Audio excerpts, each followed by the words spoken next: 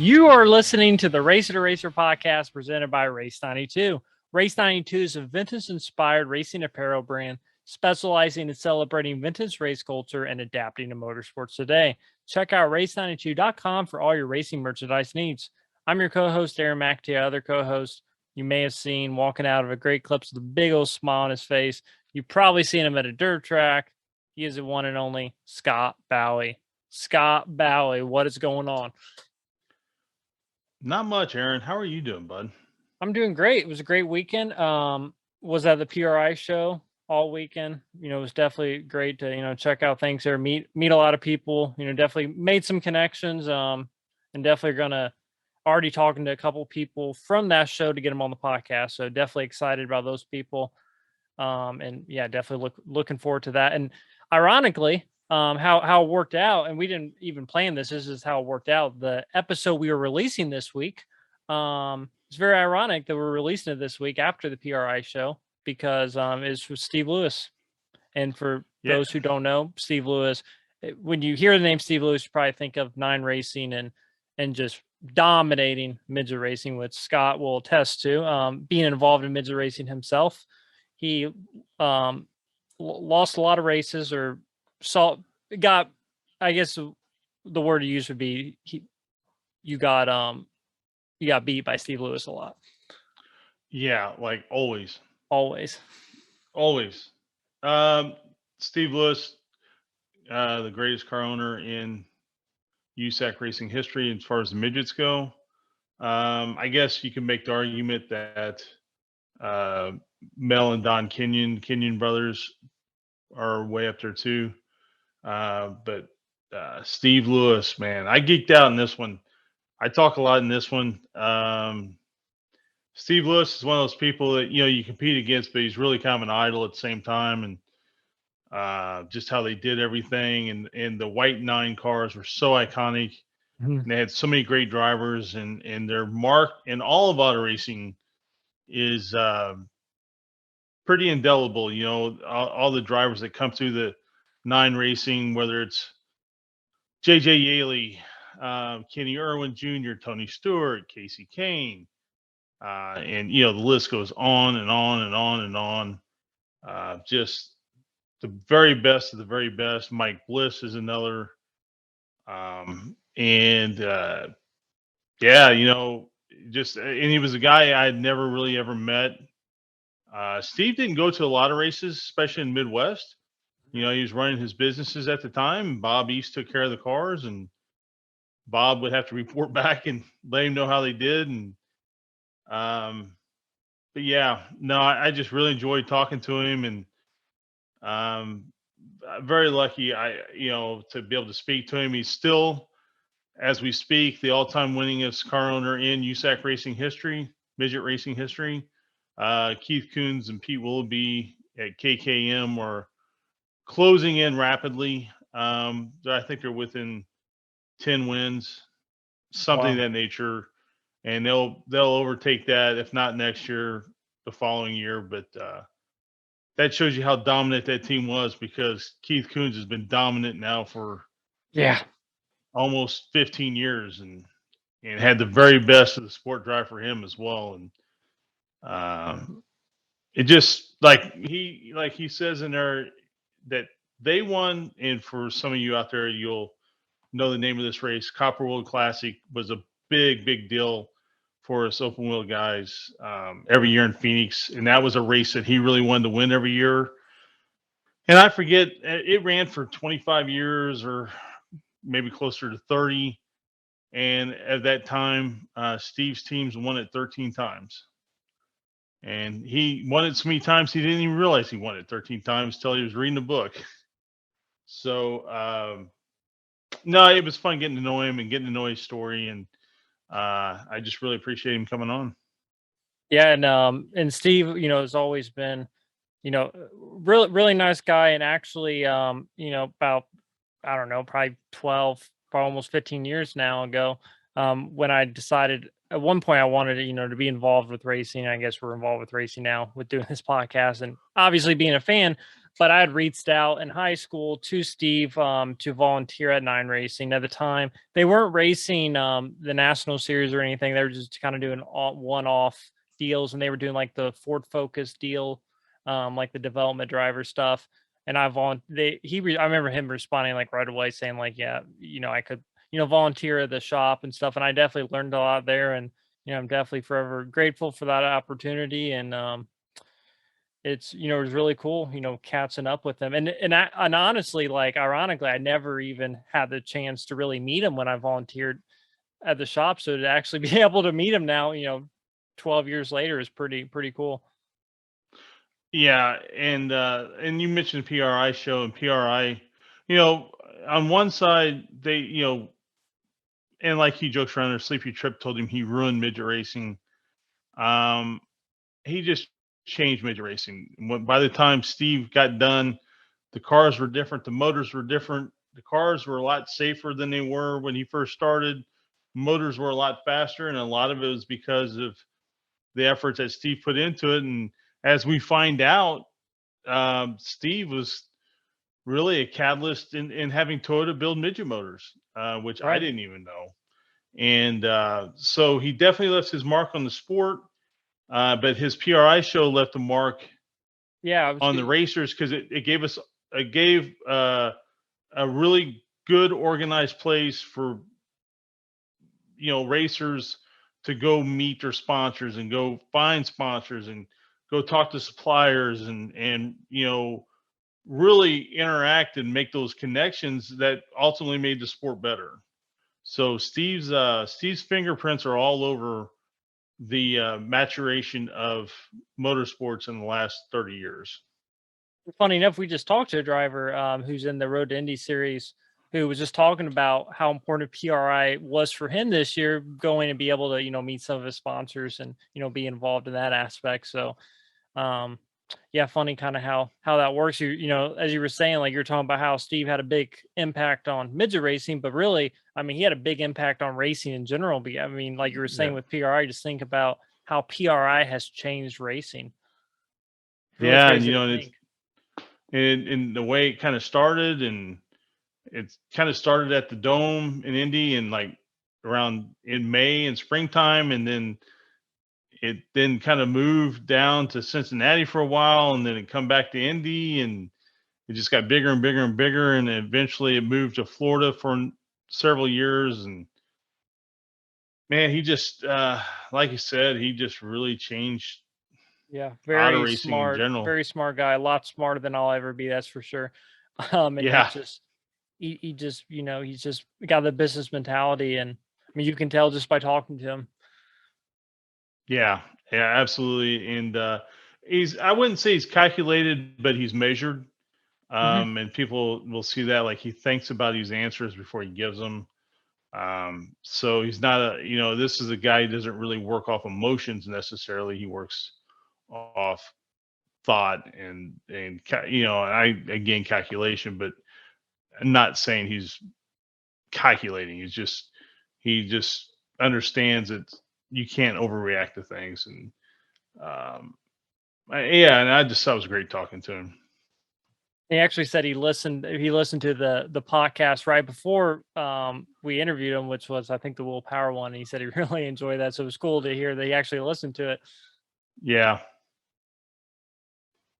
So, yeah, I mean, as far as racing news, I think obviously you have to talk a little bit about Formula One. I was definitely, it's definitely cool to see, someone. I mean, I like Lewis Hamilton. I don't have a problem with Lewis Hamilton, but it was good to, see someone else kind of get their chance at the championship. And, I don't think there's anyone more deserving than Max Verstappen. yeah, Obviously, I mean, he's proven himself this season that he is definitely a force to be reckoned with. yeah. Everybody talks about the officials, and I don't watch a lot of F1 just because it does have a lot of oversight and kind of fingers kind of messing with the end product from time to time. But that being said, if no matter which driver won, it was the right driver, and they both had great years. And I don't think F1's been as popular least not in America as it has been the last couple of years. And you can tell by everybody's overreaction on Twitter that how popular the sport is. So man, hats off to him, and I imagine next year will be even bigger for him. Oh yeah. And it'll be interesting. There's always that talk that Hamilton may be done. I see he's getting knighted this week. I Thought just he saw was already that. not. I thought he was already considered Sir Lewis. Oh, maybe he is. Maybe I'm wrong. Maybe I it's thought something that else. Yeah. I was reading something here just shortly, and I thought they said he was getting knighted, but maybe he's already knighted, and I don't always understand all the European customs, so maybe there's something else going on over there. Right. Yeah. It's confusing. But yeah, no, it was. Yeah, hats off to him, man. What a year for all of it, and some other racing news. Chili Bowl's coming up. They're starting to build the track. But speaking of midget racing and open wheel racing, it seems as though the World of Outlaws have now decided they're going to get into non-wing midget and sprint car racing, and they're doing not special series. They're doing series geared toward those two. That's going to be really interesting. This will be the first time in years that USAC's had a direct competitor. And everybody's playing real nice right now. But kind of looks like the business model. And they got probably the right guy to run it in Casey Schumann, who has a lot of experience running his own race organization and running the Dirt Late Model Series for World of Outlaws already. And he's also going to run these two other divisions. So, What do you think is a motivating factor behind doing that? They see an opportunity there somewhere. So their whole thing is it's gonna be shorter schedules but bigger end of year points payout, and the purse payouts are going to be bigger, like at per race. At least that's the way it looks like currently. So I don't know. World Racing Group, I believe, is a publicly traded company. Mhm. And so it's very possible they're just trying to find different ways to kind of add to their bottom line. Man, great question. I mean, USAC was coming off one of their busiest schedules in history, maybe the busiest schedule they ever had in history. And I don't know quite what the driving factor was in it. At least I don't know it yet. It is interesting that I don't know. It's interesting because I see USAC all of a sudden announced it'd be like $125,000 bonus if you can win all three championships. So if you can win the Triple Crown in 1 year, there's $125,000 on the line for you. But some of the guys that could run for the Triple Crown have already announced they're going wing racing with the All Stars. They've lost 2 or 3 teams to that. Wow. So I don't know. It's going to be really interesting next couple of years. I don't know if possibly World of Outlaws saw where they could find areas that USAC's not exploiting and make those work for them, or I don't know if it's a kill shot directly at USAC. I'm Right. not sure which it is. It would definitely be interesting to see what they kind of come up with. And overall, I mean, I love the World of Outlaws product. I've been to, several World of Outlaw races, and there's definitely nothing like, the start of World of Outlaw races. I think the announcing and just how they, just plan their events out is just, one of a kind. And, I Yeah, definitely, it's a lot enjoy it. different experience than going to see a USAC show. Right. USAC show, while I don't necessarily, because I've been to so many races, it's not that big a deal to me. But if you're like somebody who's really trying to, like, hey, where I want to spend my entertainment money, the World of Outlaws have better bang for the buck, Right. let's say. So they have more entertainment. Hmm. So that being said, I don't think there's much racing on the earth better than non-wing sprint cars and midgets. That's my opinion, but it's going to be interesting to see where this leads. And the midget side of it really is interesting to me because midget racing in so many ways looks like it's thriving on in one level, and on another level, you have very few teams taking a whole bunch of cars, and and it's just going to be interesting to see how it works out. You say like the Chili Bowl, which the Chili Bowl is a whole different experience. You have people just have cars for one race, and they're on pace for 400 cars this year, which would break their all-time record by Wow. 30, 40 cars. That said, Keith Coons is taking like 14 cars this year. Wow. That is a staggering number of race Yeah, so cars that's for one nuts. team. And like boats taking 5 or 6, and other teams are taking 4 and 5. And I mean, that none of that adds up to 400, but still, it's still a very small amount of teams taking a whole bunch of cars. Sure. So Chili Bowl will be interesting this year too, and just see how that all shakes out. That'll be here before we know it, and yeah, we definitely need to start planning out our Chili Bowl. Our show. Yeah, yeah. We got to start getting that planned out, and start making some phone calls on that, and try to get people lined up, and so we can have a good show. Absolutely. Well, yeah. Before we get into our Steve Lewis interview, want to thank everyone for listening and watching. If you haven't already, make sure you hit like and subscribe on YouTube. Check us out on Apple Podcast and Spotify, and also subscribe on there as well. Yeah, please do. And we're closing in on 100 subscribers for our YouTube channel alone. Yep, we are. Which I can't believe 100 people want to listen to me talk, but I appreciate every one of you. I appreciate everybody that listens. Please leave comments, feedback. It's always appreciated. Even if you don't like my hair, please comment on it. But yeah, anything that anybody wants to contribute, we thank you all. And then as the holiday season starts to close in, I don't know if we have a show planned next week or not. I think we have maybe one that we're going to have for next week, and then we probably will take the week of Christmas and all that off. Right. And so if you're listening now and you won't be listening then, happy holidays to everybody, and please take care. I think we lost at least a couple of subscribers when you cut your hair, so I think we definitely had some people that were a little upset about that. Yeah, I don't blame them. It doesn't. I'm getting too old. It's getting too thin. It don't work anymore. You should have caught me in my youth. It was an amazing mane of hair in my youth. Today, not so much.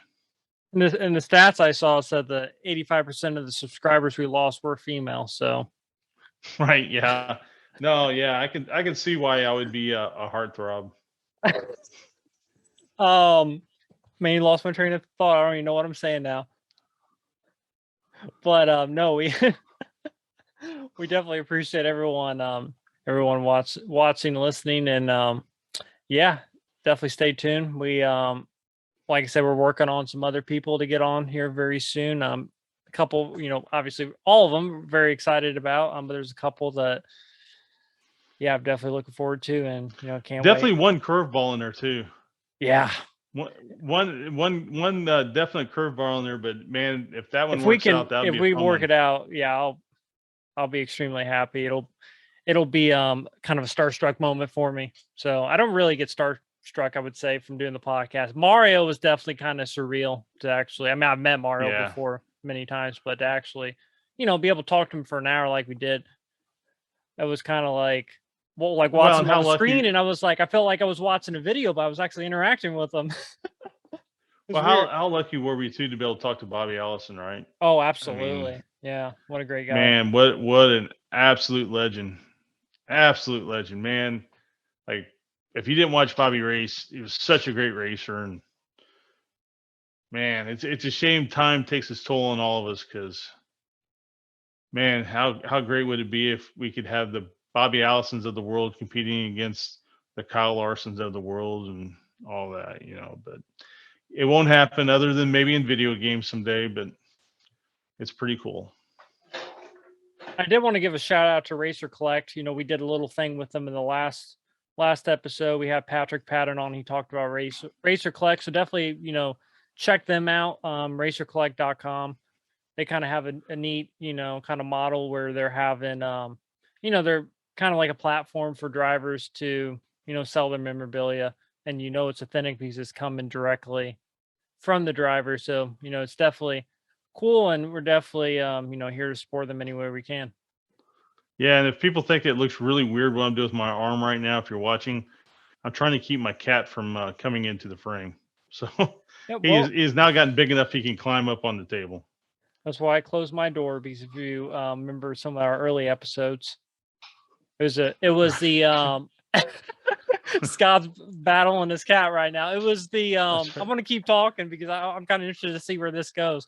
But it was a Pete Hosmer interview. My cat jumped up and fell off the table, but he was fine. Yeah, well, I don't know if it's in the bot. So a disclaimer: no animals were harmed during the making of this podcast. Right. Yeah, if it was the Bobby Allison one where Simon Pagino here jumped up and grabbed the keyboard on the other computer and drug it on the ground. By the way, we were talking about before we get into Steve, we were talking about people commenting, and a lot of people have been commenting recently, and there was an interesting comment about Pete Hosmer, and I was actually texting Pete Hosmer about it, about a 24 hours of Daytona story. So I want to probably text him when it gets closer to 24 hours, and maybe we'll do a special 24-hour show and have Pete back on, because he's a great storyteller. He probably doesn't think he is, but he definitely has some great stories. No, he's great. I really enjoyed talking to Pat, or to Pete. I call him Pat. I really enjoyed talking to Pete. He's a good dude, good storyteller. Yeah, fun to listen to. Yep. Well, yeah. So we'll go ahead and get into we'll get into the Steve Lewis interview. And as Scott says, he was kind of like a kid in a candy store. And he was saying he did a lot of talking during this one, but I think it's safe to say Scott does a lot of talking and everyone. So, and every single one of them. So yeah, I really enjoyed talking to Steve, and just because he, it's just he knows a lot of the same people that were like my heroes and stuff like that. So it was just really fun to talk to him. But again, I hope everybody has a great holiday, and I just wish you all the best out there. And if we don't, like I said, we may release another show next week, but if this is it before holidays, everybody take care. Yep. Hope everyone enjoy. Take care. Our guest today started the 9 racing team in 1979. The team went on to win over 130 feature race wins and 10 USAC National Midget Series championships with drivers such as Casey Kane, Tony Stewart, Kenny Irwin, Jason Leffler, and JJ Yaley. He also started the Performance Racing Industry Magazine and Trade Show in 1986. We're joined by Steve Lewis. Hey, Steve, how's it going? I'm pretty good. It's pretty good. It's fun to be on with you guys.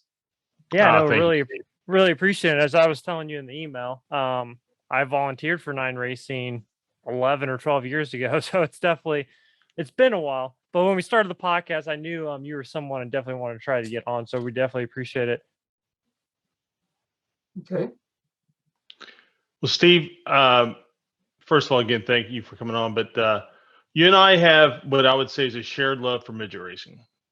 I absolutely love the midgets. And how did you even start, really loving midget racing? Okay. That's a good question. Are you a parent? I am not a parent. Okay. All right. But my parents were into racing, and that's how I got into it. So. Okay. I had great parents. We lived out in the country. We lived in a suburb of San Bernardino and Colton. We lived out in a little community called Grand Terrace. And my father was an attorney, and my mom was a stay-home mom, and she cooked breakfast and cooked dinners and made sure we were warm when we went off to school. We were not a car family. The race cars weren't in the garage. My dad was an attorney, so that wasn't, horse racing wasn't something that we even knew about, except for the Indy 500. We always listened to that, but that was the only connection to racing I had as a young boy, let's say 7, 8, 9, 10. Then one Friday evening or late afternoon, my dad came home, and Fridays was the night for the kids. And there was a little park in San Bernardino called Kittyland. They had a little train and a carousel and little airplanes that flew around. But we kind of outgrew Kittyland, and that just didn't seem to be exciting anymore. And he said, well, tonight we're going to go to the Orange Show Stadium and we're going to watch a midget race. And if somebody asked me right now, what could I picture? How could I picture? I could not draw. I mean, I could draw the Orange Show Stadium because I kind of knew where that was, but cars roaring around there was totally foreign, and never even thought of it. That would be something I would see or even know about. So we went, and we got there. They were warming up. They were doing their practice runs, and you could hear the noise, and the noise was quite, it was noise. And people were getting hot dogs, and we all got a hot dog. My dad bought a program. We went up. We were able to get seats quite a ways up, right about the start-finish line, but towards the top of the grandstand. And I remember they're still practicing, and I could remember I've never seen anything like this. And that I was at that moment captivated. I mean, it didn't take 10 seconds that this is something very cool. And we were lucky to sit behind this group of people, one of which, the wife, her name was Mrs. Cornice, and her husband, Ted Cornice, fielded 2 midgets, one for Johnny Morehouse and one for Bob Courtner. And Bob Courtner was from Redlands, a really good driver, and he ended up having a problem at the Speedway and was killed there. And Morehouse was a hero in the URA then. And so she would fill in my dad. My dad didn't know really, well, he knew a little bit, but not much more than I did. And so my brother and I were sitting there eating our hot dogs, and she said, well, now there's Johnny Morehouse, there's Bob Courtner, but there's Billy Cantrell in number 8. Watch him. And he wanted to feature that night. So we begged my dad to go down after the race. We took our programs, or the one program we had, and Cantrell was sweating and had a beer in his hand and a cigarette in the other, and all his fans were right. I don't know if you know anything about Billy Cantrell, but he was the man at that time. I'm very little. I've heard the name, definitely. But you can Google him. He was really special, and he was older. At that, he was nicknamed the Old Gray Fox because he grayed young, but I was probably late 30s and turning gray. And he says, what's your name, kid? And I said, Steve. And he says, good luck, Billy Cantrell. And that's the first autograph. I've only maybe had 3 autographs my whole life, and that was the first one. And so it all started right there, and then we went 4 or 5 more times. And then my dad kind of they stopped. They weren't that interested. And the neighbor kid down the street's father was more interested, and so I'd tag along with him. So until I got a car, I had to just kind of shoehorn my way with other people going, and mostly URA events. And then when I was in high school with my car, I went there to the JC Agajanian Presents, where we'd have Parnelli and AJ Foyt.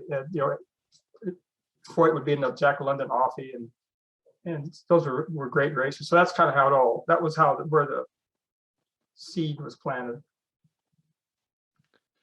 Yeah, it's boy, if you're hooked, you're hooked. And I've told this story a few times on here. My very first race, I was less than 6 weeks old.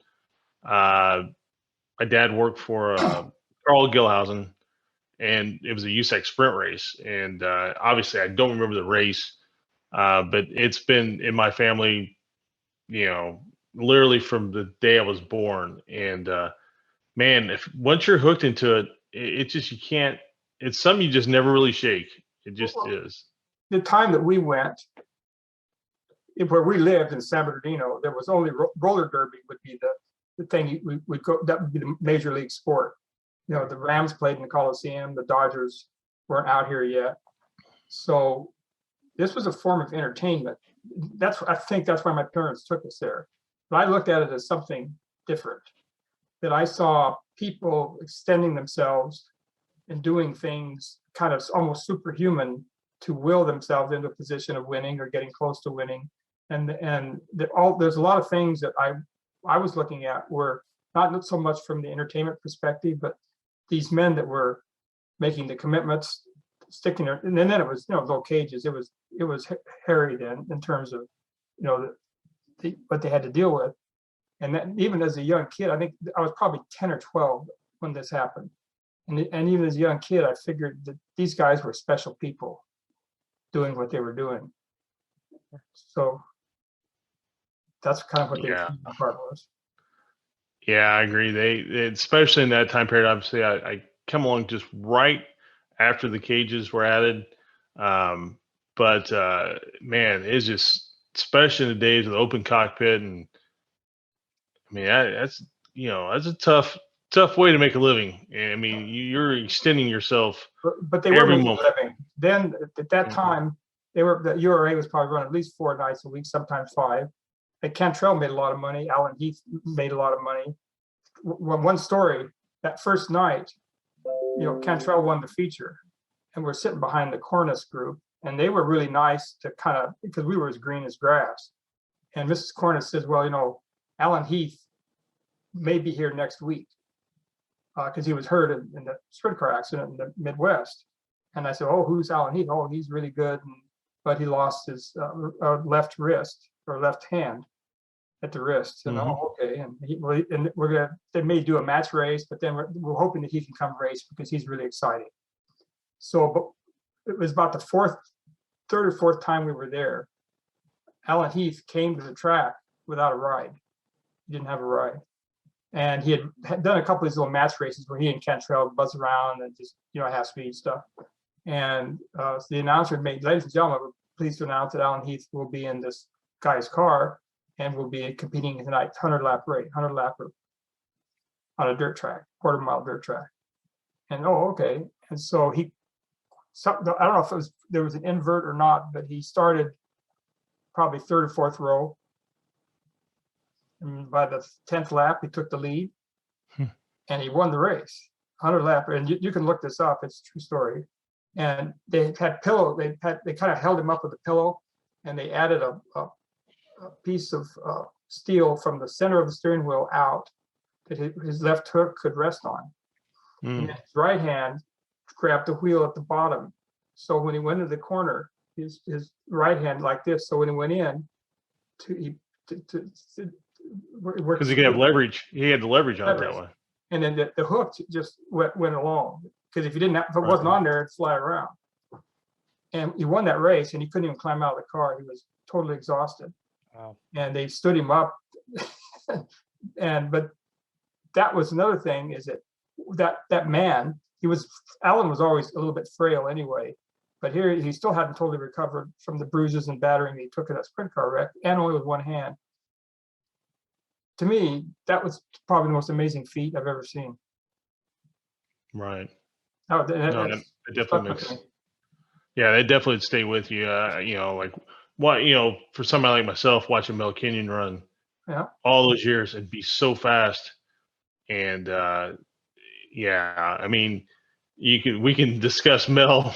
Yeah. The courage that he had even to get himself able mentally to recover. In other words, the courage from that day that wreck happened to where he could even drive again was right. I mean, it's just so to watch Mel do it for so long and be so accomplished after that was just incredible. So you're talking about, your first few times going to the races. What was your first, really introduction to stepping out of kind of the spectator side of things and getting more into kind of being involved? That's really a good question. And that came by accident. And the accident is a little bit of a story because I graduated high school and both my parents graduated from Berkeley. So they had me tabbed to go on to college. But my grades in high school were not that good. So I entered junior college, San Bernardino Valley College, and you could go there 2 years and then transfer to a 4-year school. And the first semester I think my best grade was a D, and I think the rest were Fs. And that was at halfway point.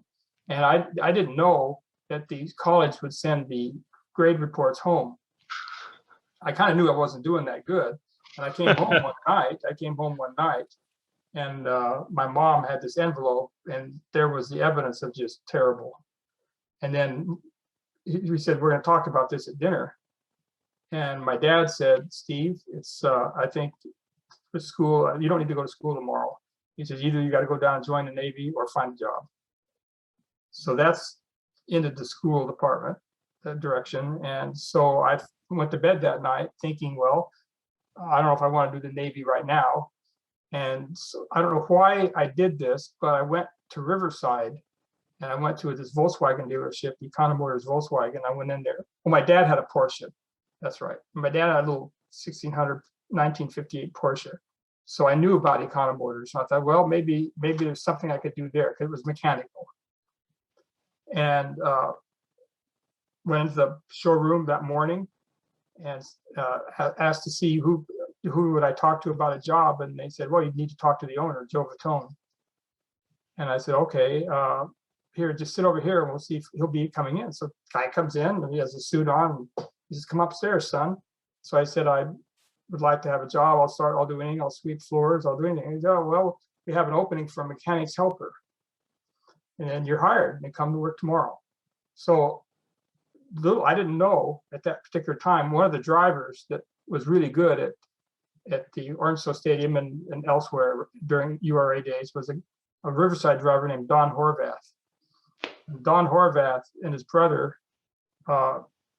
were mechanics, and the brother worked at Econo Motors Volkswagen Joe as shop foreman when I started.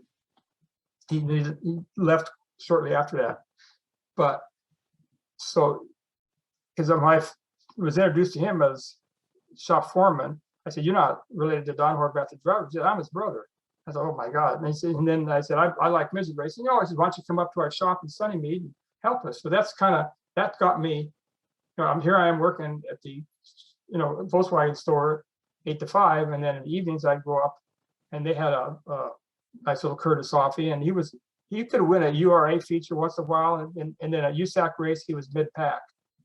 But that's got me from out of the grandstands, which was the big, huge jump from, midway up in the grandstands to being with a nice team. It's and that's always was that like an eye-opening experience for you, like going from the stands and then seeing how much work really went into it? Big, huge. And the first night, I went up to Sunnymead and they had a little shop, and it was a single car garage, and an old midget was in there. And my first job was to from the week before the race before was to clean all the tires, all the mud off because in those days you could run tires 2 or 3 different races. They were so damn hard. And so I did that and helped Don take the engine out because Sonny Meyer of Meyer Drake did the engines for Don. And so I helped him the first time. My first night was to clean the tires and then help Don pull the engine out. And then he just put it in the back. He had a 57 Cadillac that was a huge trunk and just laid the engine in there. And then he took it the next day down to Los Angeles to Sonny. So that's but all that was like, I'd stay there all night. And, then it was really fun. So how long did you do that for? Did you do it like? I did that. Well, I did that. I worked at Econo Motors only a year and a half, and then I got fired because the guy says, you're too good to work here. You got to go back to school. The two owners, they were right. And to this day, I don't know if my dad had any part of that or not. I don't think he did, but they called me up. But I could work on weekends or I could do part-time projects, but I had to go back to school. And so now I'm back in school and getting good grades. And this is 1962. And we were preparing the car for the Thanksgiving Grand Prix at Ascot. In those days, Parnelli, Bobby Unser, AJ Foy in the London car, Cantrell, Morehouse, Heath, they're all still going. And I mean, and then some guys from the East would come out. They probably had I would say that 62 year probably had 45 or 50 midgets, but good ones. And Horvath, in those days, 24 top qualifiers made the main, and then the next 24 made the semi, and then the next went home. And you couldn't transfer out of the semi. So Right. Horvath was in the semi, and I think he finished 10th. And he was despondent. It was tough. And Right. but that's also why I learned that keeping your mouth shut in situations when people weren't too happy was a virtue of importance. And so my old job was gather up the jerry cans and put them in the trailer, put the spare parts in the snap-on tool case in the back of the Cadillac trunk, and get everything organized, because we couldn't leave. We couldn't leave until the checker flag. And then, Right. because he wasn't too excited about standing around. Well, for some reason, everything got a little bit delayed, and Cantrell won that race, the 62 race in the London, the sister car to the 5 that Floyd always drove. But I couldn't. I was happy for Cantrell, but I couldn't show any of that where I was. But that was a big deal for me, because that was my first. I got my first autograph from him. Now I'm watching him win Turkey Night. Right. So I'm standing there next to his brother Joe, and they're just not happy at all. And this tall redheaded guy with a blanket rope up under his left arm comes walking across the track, walking into our pit area, and went right up to Horvath and said, "Hey, Horvath, you tired of running in the semi?" And I heard that, and who's this guy? And he says, "Are you tired of running the semi?" And it wasn't an answer. He was looking around, his eyeballs were rolling around. He says, "I'll build you a race car that you can win with. Give me $3,000 right now, and I'll start it on Monday." That man was Don Edmonds. Oh, wow. And I didn't know that. I didn't know Don Edmonds then. And he said, "Bring this car down." And at that time, this is very important. At that time, Edmonds was on a contract basis with this gentleman who was building the Cheetahs, Bill Thomas. Bill Thomas got the contract to build the Cheetah sports car. It was supposedly to be better than the Cobra and go kick butt. And Edmonds played a role in the design of the Cheetah, and also was the chief fabricator. And so on Monday, I went with Don Horvath in the 57 Cadillac with this midget, less the engine was out of it. We took the engine out and took the car down to Bill Thomas' shop and met Don. It was like 6 or 7 o'clock at night. We rolled the midget off the trailer, and the midget was parked right behind a couple Cheetahs. There was 2 Cheetahs like on sawhorses. One had a full body, Don Borth aluminum body, and the other one just bare frame. And the Horvath midget was jammed in behind him. And Horvath says, "I'm going to build you this midget you can go out and win with." And we hope to have it done, first of next year, so he goes start in the spring, go racing. Oh, okay. And so during that time, that was late November, early December of 62. Probably, and it was finished in probably February of 63. We probably made 5 or 6 trips down there, and I watched the progress of not only the Horvath midget building, but watch the Cheetahs develop. So that was that was to me getting more on the inside. Now I'm meeting Don Edmonds, and then Sonny Meyer came one night. He wanted to see what was going on. So now these people are like, to me, at the top of the heap of people who know what they're doing. And so we picked the car up around February of 63, took it back. In the meantime, the 2 brothers started RevMaster engines that they were rebuilding Volkswagen engines, and they had a nice building. And so that was where their shop was now. And we took it to RevMaster, and then I worked on assembling, tearing down and reassembling, painting the frame silver, chroming, getting things chromed. I was kind of helping do all that at night. And we put that thing together. And now no more URA, only USAC. URA was really kind of pretty much gone. And so USAC races, and there was 2 races that we ran before the first win, and he ran second to Parnelli, won, and third to Parnelli was basically winning all the races. And the 3rd race at Ascot, the first race at Ascot that year, but the third race in the series, we won a main event. So Edmonds was right. I mean, he went from a mid-pack semi to running up front and winning a race. And that year, Horvath won 4 features and was second to Parnelli in the West Coast points. So, and then what I also learned, I don't know if I'm being Oh, please. Oh, go no, ahead. you're but good. what I learned is that what I learned, and the advance was able to apply it, was Sonny Meyer. He wanted to get more West Coast offie business because the Bignotti was doing them up north. Jack London was doing his engines. Parnelli had his guy, and a lot of guys were doing them themselves. But he wanted more little offies going back to Meyer Drake. So he came to the race. He gave Don a good deal on the engine rebuild, but he came to every race on the West Coast.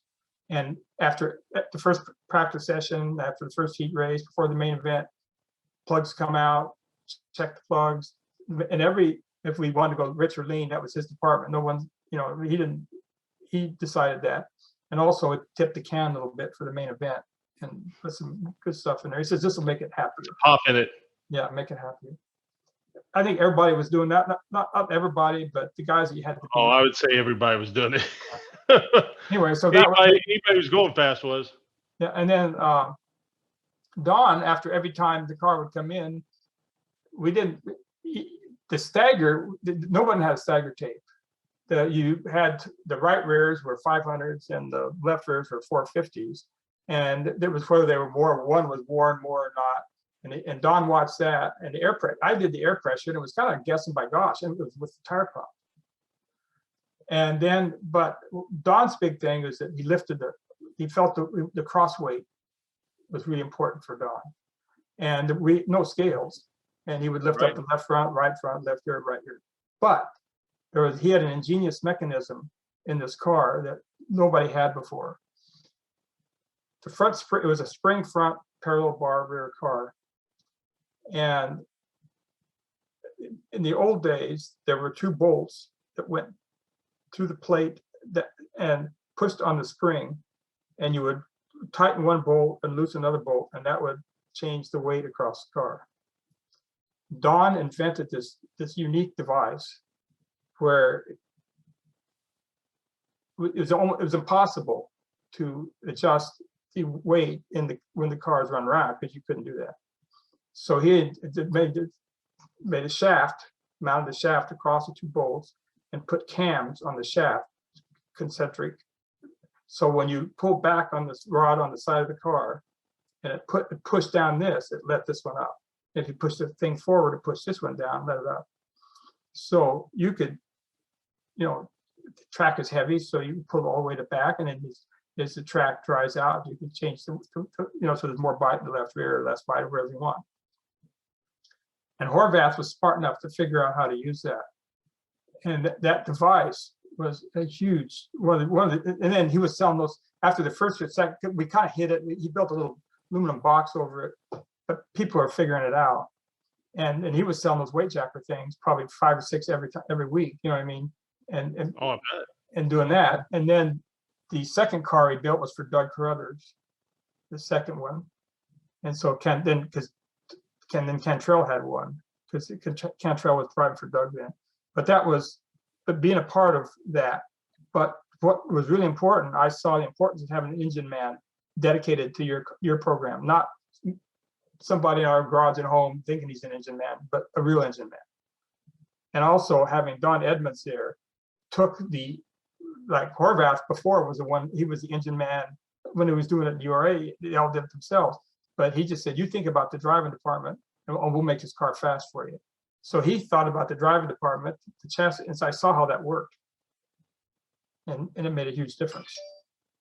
Now, did you, so you've done all this and you've went racing with some of the absolute legends of the sport, and you started doing well in school. Yeah. Did you say to yourself at one point, well, I'm not going to be a driver, but I am going to be a car owner? That's a good question. there was this thing, I have to be honest, there was an alluring aspect of wanting to drive it. Sure. Okay, Oh, I get that. but how do I say it? I didn't, well, first, I'd have to do it under an assumed name because my dad would not approve of that. So I did get a go-kart because Joe Vitone started importing these go-karts. So he gave me a go-kart. And my dad never knew I had that. So the lure, I started them a couple of times when, when we would do the engine to go drive them down Main Street and come back. But that was my driving career. I just didn't,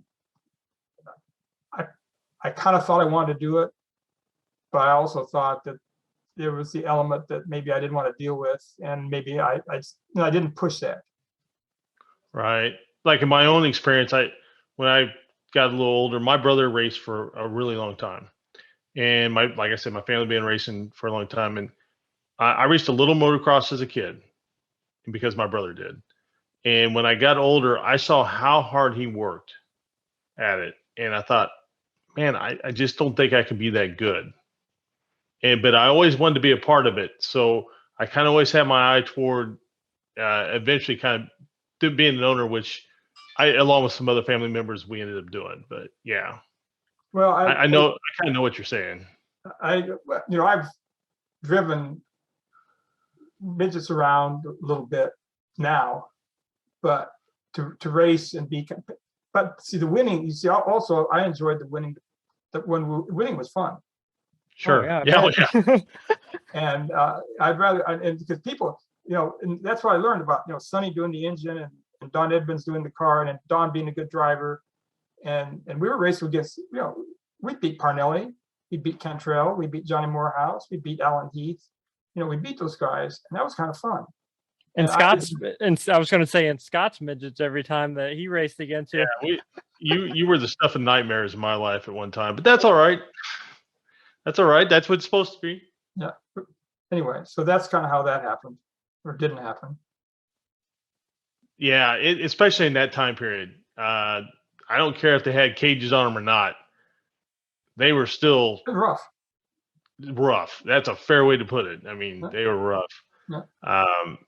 So, you move along, and did you stay in the sport the entire time up until '79 when you first started? I don't know how much you want to. Okay, you ask really good questions. Okay, so eventually I get to San Jose State, I transfer, and I'm going to school up there. So this is going to be a little bit of a twist here. I get going to school, and I went up to San Jose in January of '64, and Horvath ran the midget '63. And no, I went up to San Jose in '65. He ran the midget in '63 and '64, won 8-man events, and Sonny got him a ride at the Speedway for the '65 race. The May of '65, Horvath had a ride. And how they engineered that Sonny would provide the engine for the Roadster and be there at the Speedway. And I don't remember the car owner, but Horvath had a ride. I'm at San Jose State, and Don calls me. I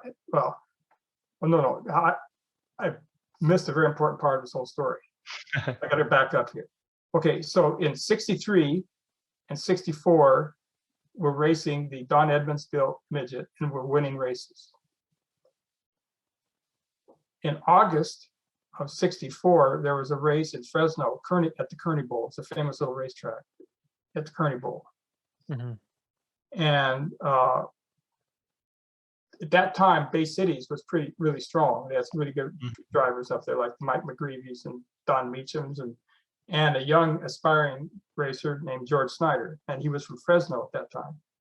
So we drive up in the summer.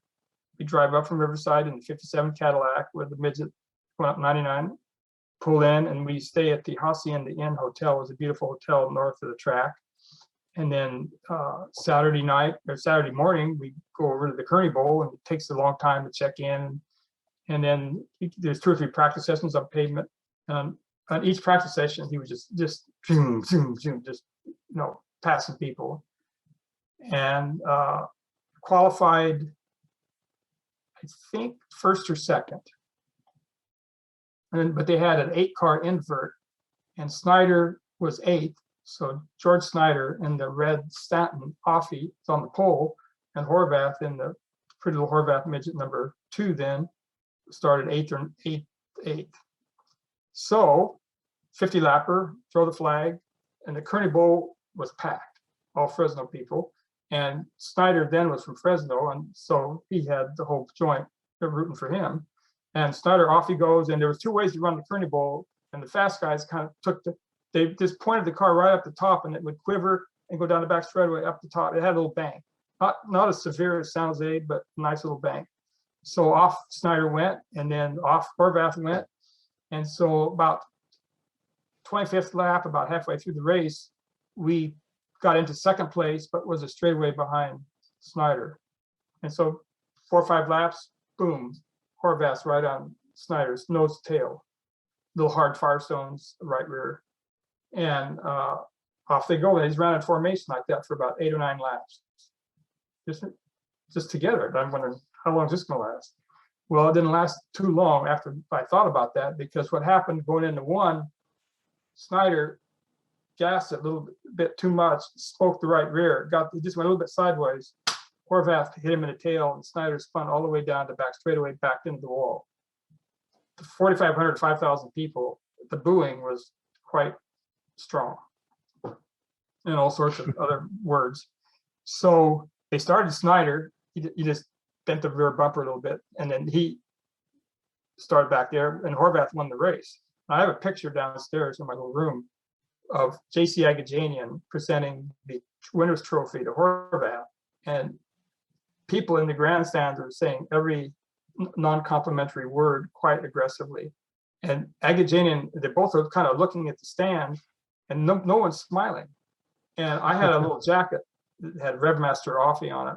I took the jacket and folded it and put it in the toolbox, because I wanted to be brown paper bag. I didn't want to have any affiliation with anybody, because I could see that this thing was not going to be pleasant. And I think they would be lining up, not asking for autographs. I don't think that would be too high on the list of importance. So Horvath came back to the trophy, said, "Steve, go get the car. We got to get out of here." So I got to go back in the back, out the back gate, and get the car and the trailer. We load up, and I had a friend with me, so there's the 3 of us, and so we drive out. Oh, Jesus, we got to go to the pay line.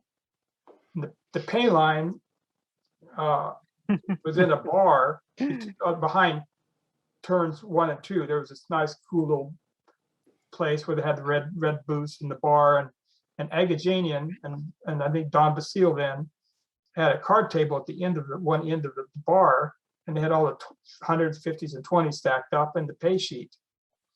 And then we were 4th or 5th in line. Got there pretty good, 4th or 5th. And all the girlfriends were already in there holding the spots for their driver buddies. And so we go right to the line. And Red Stanton, who owned the car that Snyder was in, was 2nd or 3rd in the line.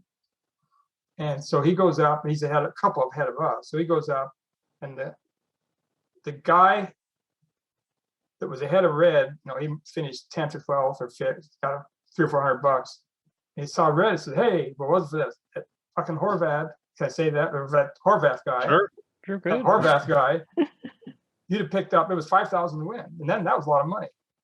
Oh yeah, You'll be That's a lot of money now to me. I was going to say, it's a lot of money now.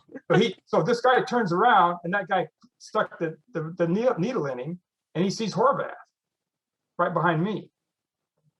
And I'm watching this kind of like in slow motion. And he starts walking with his $350 for 13th, and already been primed, pump was primed, that you could be walking with 5,000, which is a big difference. And he didn't look friendly. And so, and Don was a bit distracted. He was talking to somebody or looking somewhere. And the guy kept walking closer and closer, and I knew something was going to happen. So I thought, I'm going to put my hands out, just like that. And I said, Red, let's talk about it. Let's talk about this. And I got the word let's out. And he hit me as hard as you can hit somebody with his right hand, boom, right there. And that's landed square and just boom, I went down. And then the melee started.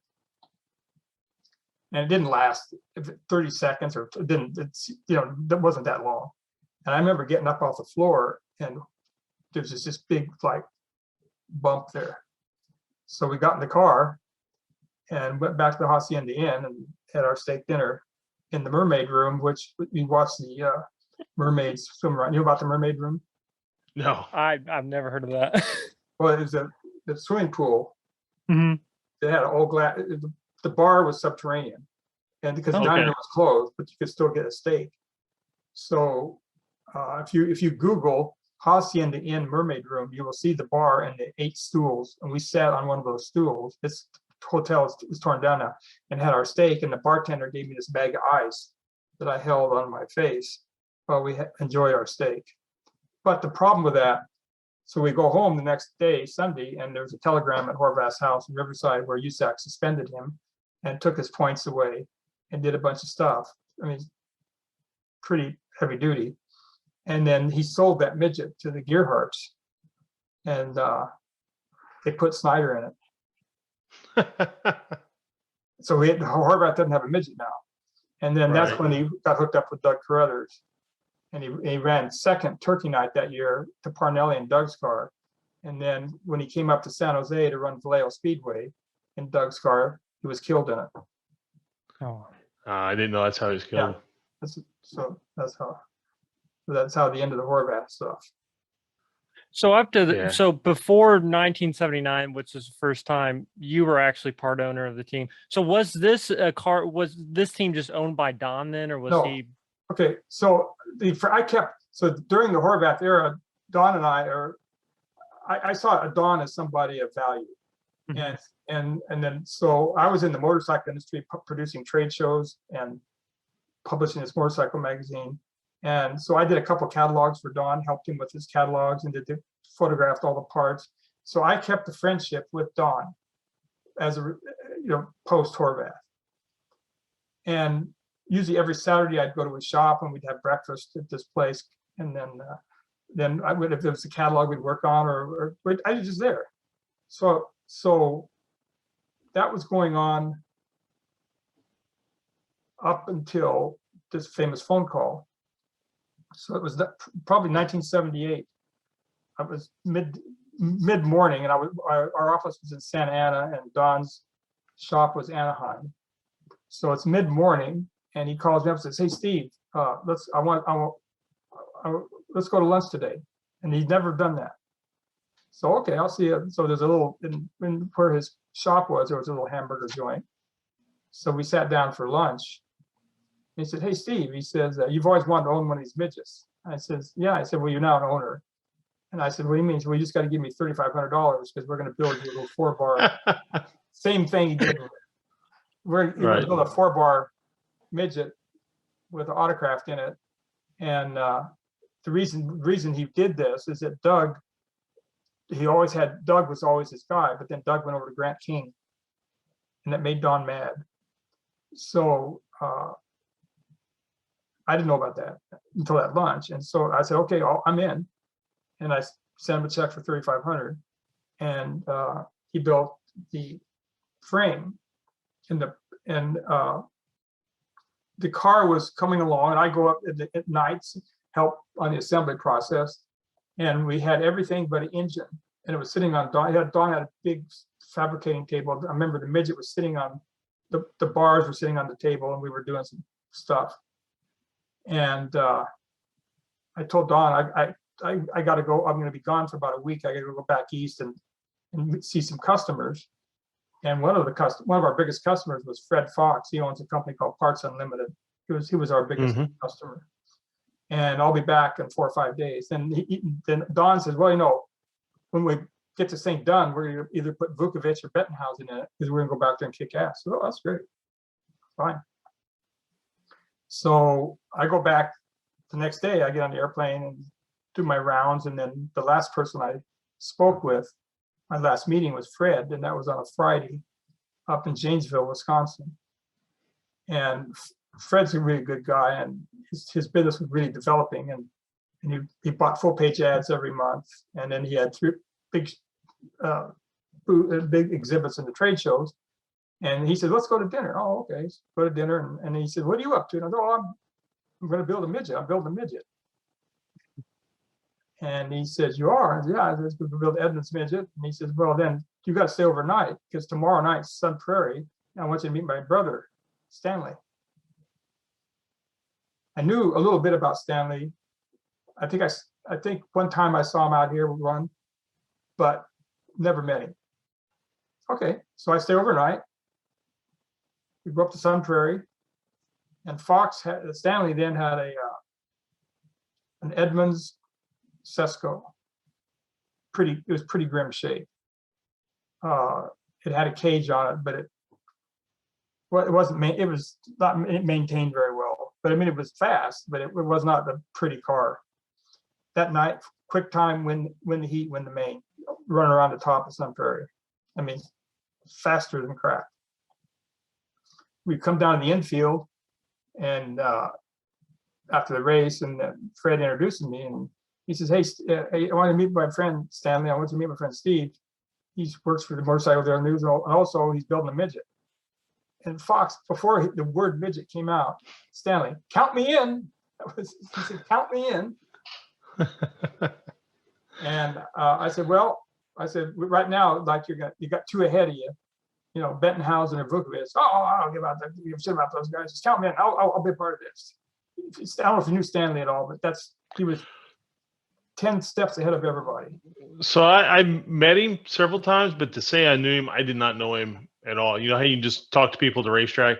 One thing that always impressed me about Stan, he moved easily through life, meaning that he could talk to everybody. Everybody. It was good. Yeah. So I get on the airplane on Monday coming home, arrive at LAX and get my car, and I drive right to Anaheim. And I pull up in front of Don's shop, probably around 1 o'clock or 2 o'clock, whatever it is. And go in there, and he's in the back. Louis, what are you doing here? I said, I'm back. Oh, I'm good. And little midget's still there. I said, hey, Don, I need to talk. Okay, let's go to the office. Because Don, if you talk, you go to the front office. So we sit down, and he sits down. He had a roll up top desk thing and a little chair, and I'm standing up. I said, hey, Don, I think I found a driver for our deal here. God damn it, Louis. You've been a car owner now 6 weeks, and you think you know everything. I said, no, Don, I understand, but I think we should carefully look at this, because neither Bettenhausen or Vukovic could commit to a full. I mean, they could come in and run once in a while, but they're driving Indy cars, they're driving dirt cars, driving sprint cars, and we'd be way down the list. And he says, you don't know, you've been, kept going on this, you've only been a car owner 6 weeks, and now you're thinking you know everything. I'm gonna have to check up on you. So he calls Howard Linney. And Howard was Don's biggest customer. Mm-hmm. Yep. We owned probably 30 mag wheels, Hallibrand mag wheels. Every one of them said Linney on it. Every one of them. Yeah. He was the man. So he called Howard, and I think Howard must have been, he must have been at home for whatever reason. And he says, Howard, Louis been a car owner now, and he keeps telling for 6 weeks, and he knows everything. Who in the hell is this varmint guy up there named Fox? Some varmint guy. And Howard said, "Oh, Stanley, he's quick. He's really fast. He's a little wild, but he's fast." Edmund, what do you mean? Well, the guy's quick. He's really good, and he beats people. He's driving a pile of shit car. I mean, it's not maintained right, and there's no maintenance or anything, but he's quick. And then Howard's wife, Jerry Linney, they had 2 or 3 phones in the house, and she always, when Howard was on the line, she'd pick up the phone and listen to the conversation. So pretty soon, Jerry's on the line, and she said, "Don, give him a chance. Give Stanley a chance, because he can do the job for you." And then I was watching the wheels were spinning, with Don. He says, all right, we'll do it. All right. And then Don turns to me after he hangs up, says, okay, Lewis, call your varmint friend. This was Monday, and there was a race at Ascot on Saturday. He has to be here Thursday noon with a trailer, wheels and tires. Because we have midget sitting on a fabricating table. Okay. And engine, Right. autocraft engine was in there. So Stanley gave me his business card. That's all. He gave me a card, and there were all these numbers. He put all these numbers. It wasn't just one number.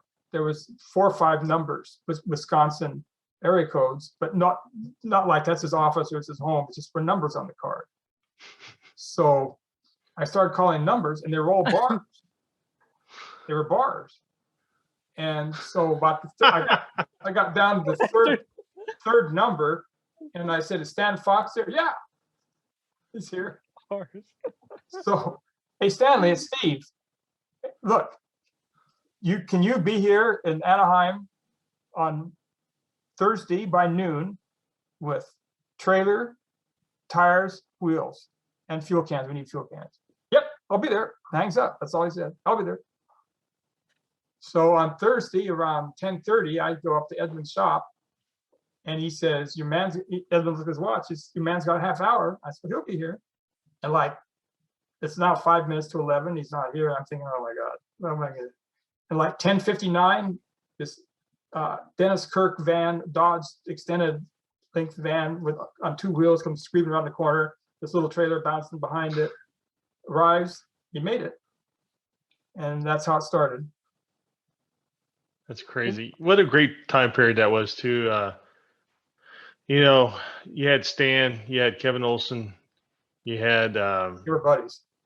yeah, oh yeah. You had Stan, Kevin Olson, you had the Winnies about that time, the Winnie brothers. Oh, You had Sleepy Trip. You had Sleepy. I mean, you had all Lonnie Crothers. Oh, and You had then, all these racers. Carter, well, he was gone by then, but he was all those times. Right. Oh, good guy. Those are good days. Yeah. So you and Stan, of course, the rest is almost kind of history in terms. You ran that year and you guys had success pretty quick. Yeah, they did. He was quick. He was quick.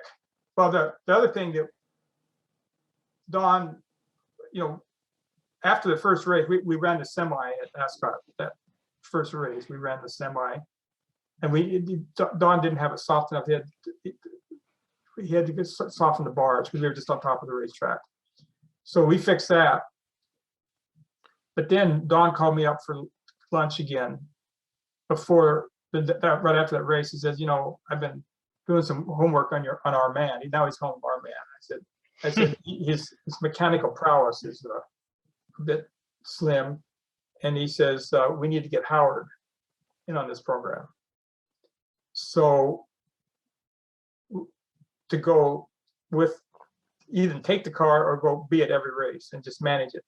And I said, okay. And he said, and then I said, and then we'll probably have to paint that black to look like a Howard car. And I said, that's okay. And so we painted the livery of the car was number 97, which is one of Howard's numbers. We put a 97 on it. And then it had Lenny Lewis on the hood instead of Lenny, but it was the same lettering. Paul Niram just copied the Howard look. And so Howard went to every race, and that really helped because Fox's idea with maintenance was go to a spray wash after the race and spray all the dirt off, and that was maintenance. That was his. So Howard went, and that really helped. We had a lot of quick times. We won heat races. Our first main event was Anderson, and we only won one main, but we did good enough to be 9th in points, and we didn't run every race. Right. What was the team name when you guys first started? Because this is way before Lenny Lewis. Lenny Lewis. And the one win, if you go through the USAC, all the wins, the first win was the owner, Lenny Lewis. Even though Howard wasn't the owner, the car was entered as Lenny Lewis. I paid the bills and we did everything, but Howard was a huge part of the success we had. See, I didn't realize that part of it. Obviously I wasn't around you guys that much, watch you guys run that much, especially that time period. So I wasn't aware of that. And it was so funny that when I saw that, because how I always think of your cars, the white 9 cars, they're iconic. I mean, it is. And you can say white 9 and you know exactly what you're talking about. And it doesn't matter what level of racing you were at one time. When you'd say the white 9 cars, they knew who they were. And the Howard Lindy cars were like that at one time. Well, yeah. There's some liveries that just, you see them. I mean, they're just, to me, iconic. Dickens are number 11. There's a lot of Dale Earnhardt. Your 9, his black with the gold, whether it was a 96 or 97 or the 99. And then, the Knippers with their yellow 55 car, or the Wilkies, as later they had. There was also an expression of the ownership, or expression like the Knipper program, that's, in the Elder cattle. I mean, that was so cool. Or the Kincaid cars, or the Shannon, it wasn't just these cookie cars. The midget racing now, the way they are, it's still kind of a good show, but I still like the look. I don't like the way it is, but it can date me or whatever. But those days, each little team had its little look. Right. And it was kind of nice. Yeah, I agree. That was always something, because you could immediately identify the cars. And then Don's cars they're just absolutely beautiful. The lines of his cars, especially the Sesco car, and they all progressed, but they're just beautiful. And then there was other cars had looks too, and they were craftsmen building these things. Right. Yeah. So you guys go along, and then how many wins did you have between, like, say 79 and then what was it, 89 when you hooked up with Bob? Okay. Yeah. We had we had one in 79. I think we ran 80. 80 was the first year we ran. We had one win. We might have had another, because Stanley would go off on these excursions. We had one USAC win. There might have been somewhere he went somewhere and raced. Right. But I can't. And then we had probably 1 or 2 wins a year from that point on. Because we only ran that 97 car that one year, and then Dennis DeVay purchased it, and Danny Penz ended up in it. Sure. Always fast around Chicago. Yeah, he ran. Yeah, and they kept that thing beautiful too. He won a lot. Now I got back eventually, but that's another. Yeah, I saw that. Yeah. So, and then we ran a coil car, and we won. Mm-hmm. We're averaging probably 2 or 3 races, and Stanley was still wanting to be an IndyCar deal, and he had a deal there with the leader card people, Wilkies. Mm-hmm. For a year, and so we didn't run that much. And then we ran the Super V in 81, and then we were only running 10 or 12 races a year. Maybe could win 1 or 2. So I think before we got hooked up with Bob, which I think was 85 or 86. What? Yeah, I wouldn't know. I thought it was like 89. I thought the first Beach car was like 89. I thought that was no, it wasn't that. Okay. I was at 86 or 87. So I can, if we need to know, I can find out. But that's when everything really changed. Because what hurt us, Don sold his business in 82, and so he went into, not retirement. He went to work out of his home and doing the stuff with the Millers and building the model cars and all that. And we were still friends, but he wasn't quite as helpful because he didn't have really reason to be. Right. And we were doing it on our own, and we could run up front, but we weren't a fact. We could win if everything was perfect and everything. I mean, it wasn't like with Bob East and in that era. But so I think between that first year where we won 1 until we got with Bob, we may have won 6 or 7 more features, but they all still had the 9s on them. But they right. They were okay. I mean, we won the feature. that we had the car I have at my shop. It was an 81 coil car, or 81 or 82. It was 82 because number 400. It's the last car that came out of Don's shop. So I got the last car, 400. And that car won the Milwaukee, in 1 year, it won the Milwaukee Mile, the Phoenix Copper World, and the 50 lapper at Ascot before Turkey Night. So that was a good year. We ran it Sure. 4 times and won 3 races. Right. Yeah, it's a great year. So The 750 winning percentage is pretty good. so that was that car. I have that car at the shop. And then the next coil car was a total disaster, and Stanley wouldn't drive it. And it's the famous car that put Danny McKnight into retirement. It was a mess. Those you were talking about those four coil Edmonds. Man, I just remember the photos of all of them, especially the big fast joints when it's heavy, and those things are buried on the right rear and they're carrying the left front. And man, those are some of the most iconic shots in racing, whether it's Stan or Sleepy or whomever, you know. Yeah. But so you get hooked up with Bob. Yeah. And then magic happens. Yes, and that goes back to when we talk about Horvath. Bob he had a business that he wanted. We had to win. You know, we couldn't go run around and be stupid and be 14th. That wouldn't be correct.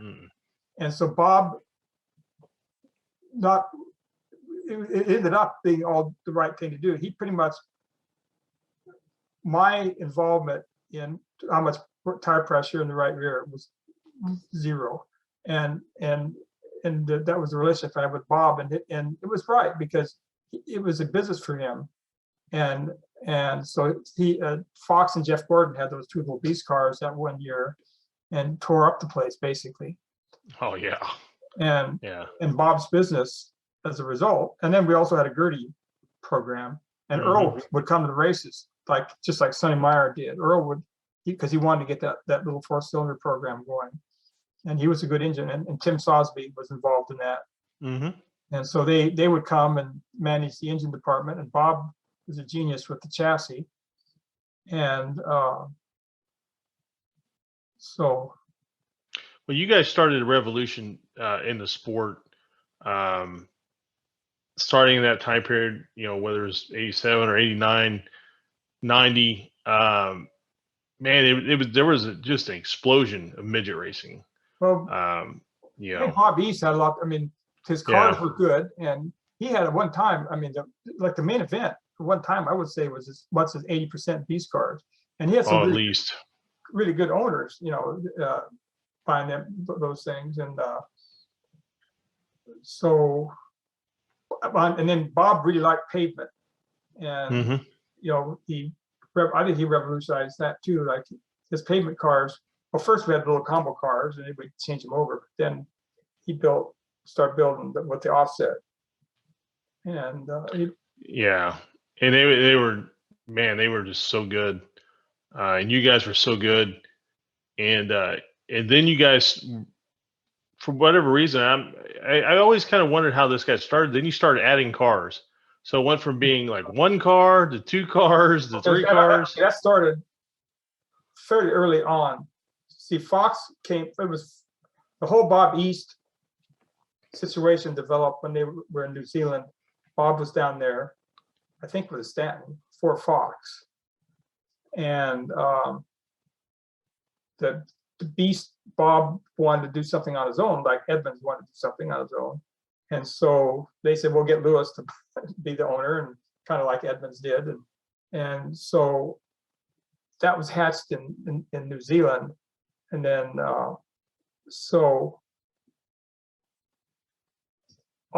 but Bob wanted to run for points. Bob, the first couple of years, we ran a lot of races, but if there was an IndyCar race or something that Stanley wanted to do or whatever, he didn't run. He never ran all ever, and that was frustrating for Bob. So that's when we got Stevie Reeves. Yes.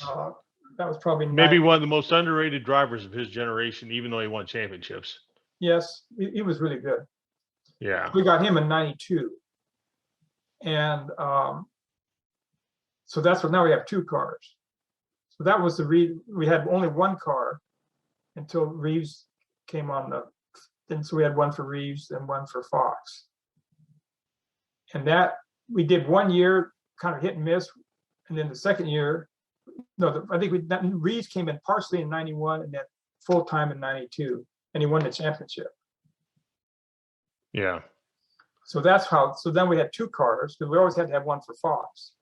Right, sure. We had this one sitting there. So that's how we always had 2 then from that point on. And then the more car thing started developing kind of after Tony Stewart, because he always wanted to come back. So then we'd have the 2 cars, 1 for Fox or 1 for Reeves. And then Fox got hurt. And then we started running 2 cars almost with two full-time guys, or because Tony came back after 95, he ran quite a bit after that. So we got in these traps after the graduates that went on wanted to return. You know what I'm saying? So sure. That's what was Tony's first year with you guys? 95. I think. Yeah, and then Irwin was 96 with the Ford. That's when we switched over in 96 to the Ford Ed Pink. Right. Well, so that deal originally started with Page, right? Like he brought those Fords over. Well, it was yeah. Don Vesco was building them, and Yes. with a little support with Yates, right? It was the Yates and head. they had some issues. It had some issues with them. When the Page ran, he wanted, because Parnelli always had an affiliation with Ford. Sure, yeah. So, but when Page first started running, we was running that Buick we had, which is another deal. Yeah, that Buick V6, yeah. So, but then we finished the Buick. Well, actually, Mike Bliss almost finished himself in the Buick off at Terre Haute. Oh yeah, absolutely. And he went out. It was amazing photo. Very spectacular. Yes, so then we ran it. The left ran one more time after that, and it caught on fire at Eagle Creek the week before Belleville. We always run Eagle Creek, and it had a huge fire with Page in it. And he says, "I won't drive that anymore." I said, "Well, I don't think I'm going to be driving this anymore." So the Buick ended. So Parnelli requested that Page put his little 4-cylinder engine in his little Ford in. And it was strong, but it never wouldn't last a feature. We could get through qualifying in the heat, and usually halfway through a feature, and then it would blow up. But so one race at IRP, we had a Gertie in one car, a Buick in one, and a Ford. It was like an engine builder convention. All these people, because Gertie's was with the Hiss, and it's funny. But anyway, so then the horrible occurrence at Eldora with Page. So I had the engine here. It somehow ended up in my shop here. So I put it in the back of my Suburban one day, sandwiched the engine in between 2 Hoosier tires, and had it in the back of my Suburban. And I called Parnelli and I said, "I want to bring your engine back." He says, "I don't want the engine. I'm done." Yeah. So I'm halfway up the freeway. And so I called Ed Pink. And I said, "Hey, Ed," because we've been talking to Ed about doing an engine program. And so I said, "Hey, Ed, I got something in the back of my Suburban that we might want to look at." "Oh, okay." So he wasn't that impressed with what I was going to be doing here. But so I drive up there, the engine, go to the back of Ed's shop, and he's got a little hoist, and we pulled the thing out of the back of the Suburban. It's dangling on the hoist. Ed's looking at it. And I said, "Well, we might want to rebuild this, or this could be a start of a program." And he says, "Well, we're not going to do anything until I examine the engine, head to toe. And I may have an answer for you in 2 weeks about what we're going to do." It's okay. So I leave, and 2.5 weeks or so, he calls me. He says, "Well, I've gone through that engine." He says, "We're not rebuilding it. It's a mess." And he was right. And, it was Vesco was an ingenious man, and there was a lot of things in that engine that were good, but there was a lot of things that just weren't, and that's why it was the way it was. But he said this head is really good. And those were the heads, the same heads that were on the number 28 car. Yeah. And those heads, they were very special. Right. Yeah. Okay, so he knew he called up those guys and sent me a few heads. So he sent 2 or 3 heads, and then we put an Aries block under it, curl rods, and then the Ford debuted at the Copper World in February of 1996, and we almost won the race. We lost by an inch. The in that whole time period had to be such a rocket ride, just because you're winning seemingly all the time. Well, but it was not. And you have all the best drivers. I mean, I'm talking about kind of from that beginning, and you've got all these great drivers who come through this program. I mean, you know, whether it's the Stewarts, Blisses, Paige Jones, Kenny Irwin, Casey Kane, Jason Leffler later on. I mean, just on and on and on and on. These great names. Dave Steele, greatest pavement generator. He would come and go. Yeah. Were you able to enjoy it, or was it? Or were you so focused on winning? Okay, you asked very good questions. Not only were doing what you were saying, and this was all happening, and running the 2 and 3 cars, and starting out with an open trailer, and then a little 18-footer, and then the hauler thing. We were operating a business, and then also my son started racing. So I had my son racing quarter midgets. We had the real team zooming along, and then we had a nice little company doing things. So it probably, and there wasn't enough enjoying going on from my end. I mean, I was enjoying our success, obviously, and but I never really could be as involved in it as much as I really like to, because other things were happening. Sure. So we had success, but the beauty of all this is we had, with Bob being at the helm and with Ed Pink doing his job, just like Sonny Meyer did his job and Don Edmonds did his job, the heavy lifting was done. And my job was, I worked on sponsors and worked on just nice things that we did for the sponsors, and tried to help a little bit defraying the costs, and use my abilities there.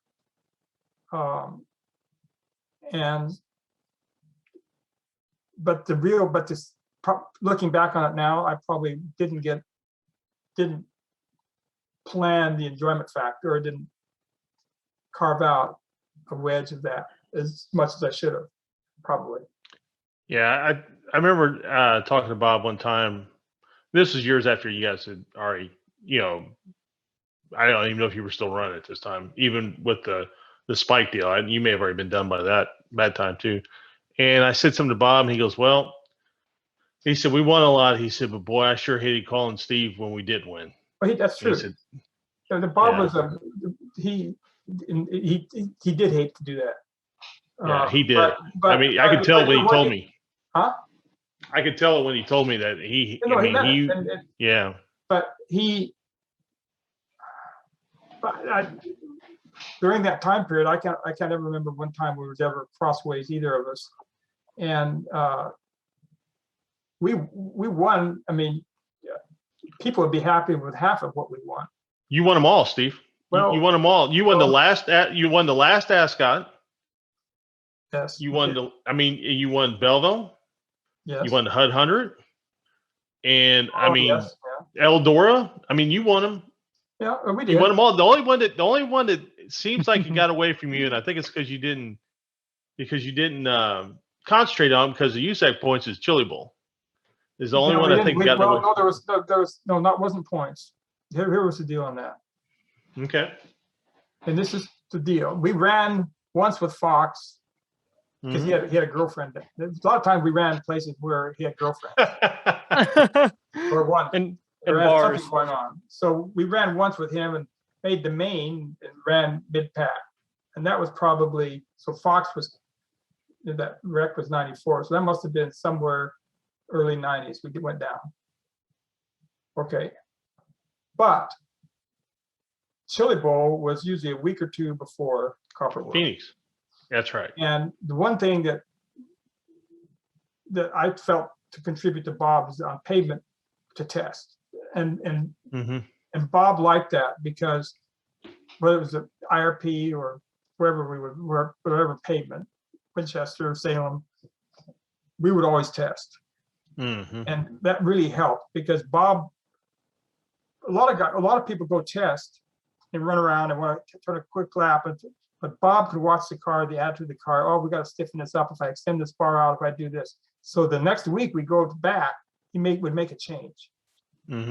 So for Copper World, we'd always build new cars, new pavement cars. They'd be brand new, spanking new. And the Copper World format, the midgets got 2 practice sessions, 2 half-hour sessions. Takes 15 minutes to shove them off. There's always a yellow flag, so you get 3 green laps. Right. So we instead of making Chili, because Chili Bowl you have to make a commitment there too. I mean, it wasn't as bad as it is now, where you have to really make the commitment. But you still, if we're making a Chili Bowl commitment, that would hurt the Copper Classic commitment. And so we made the Copper World our commitment. And people have to understand that Chili Bowl wasn't what the Chili Bowl is today. I mean, it was fun, but the Copper World was a hell of an event, and I'm so sad it's gone. Yeah, because that was really special. Yeah.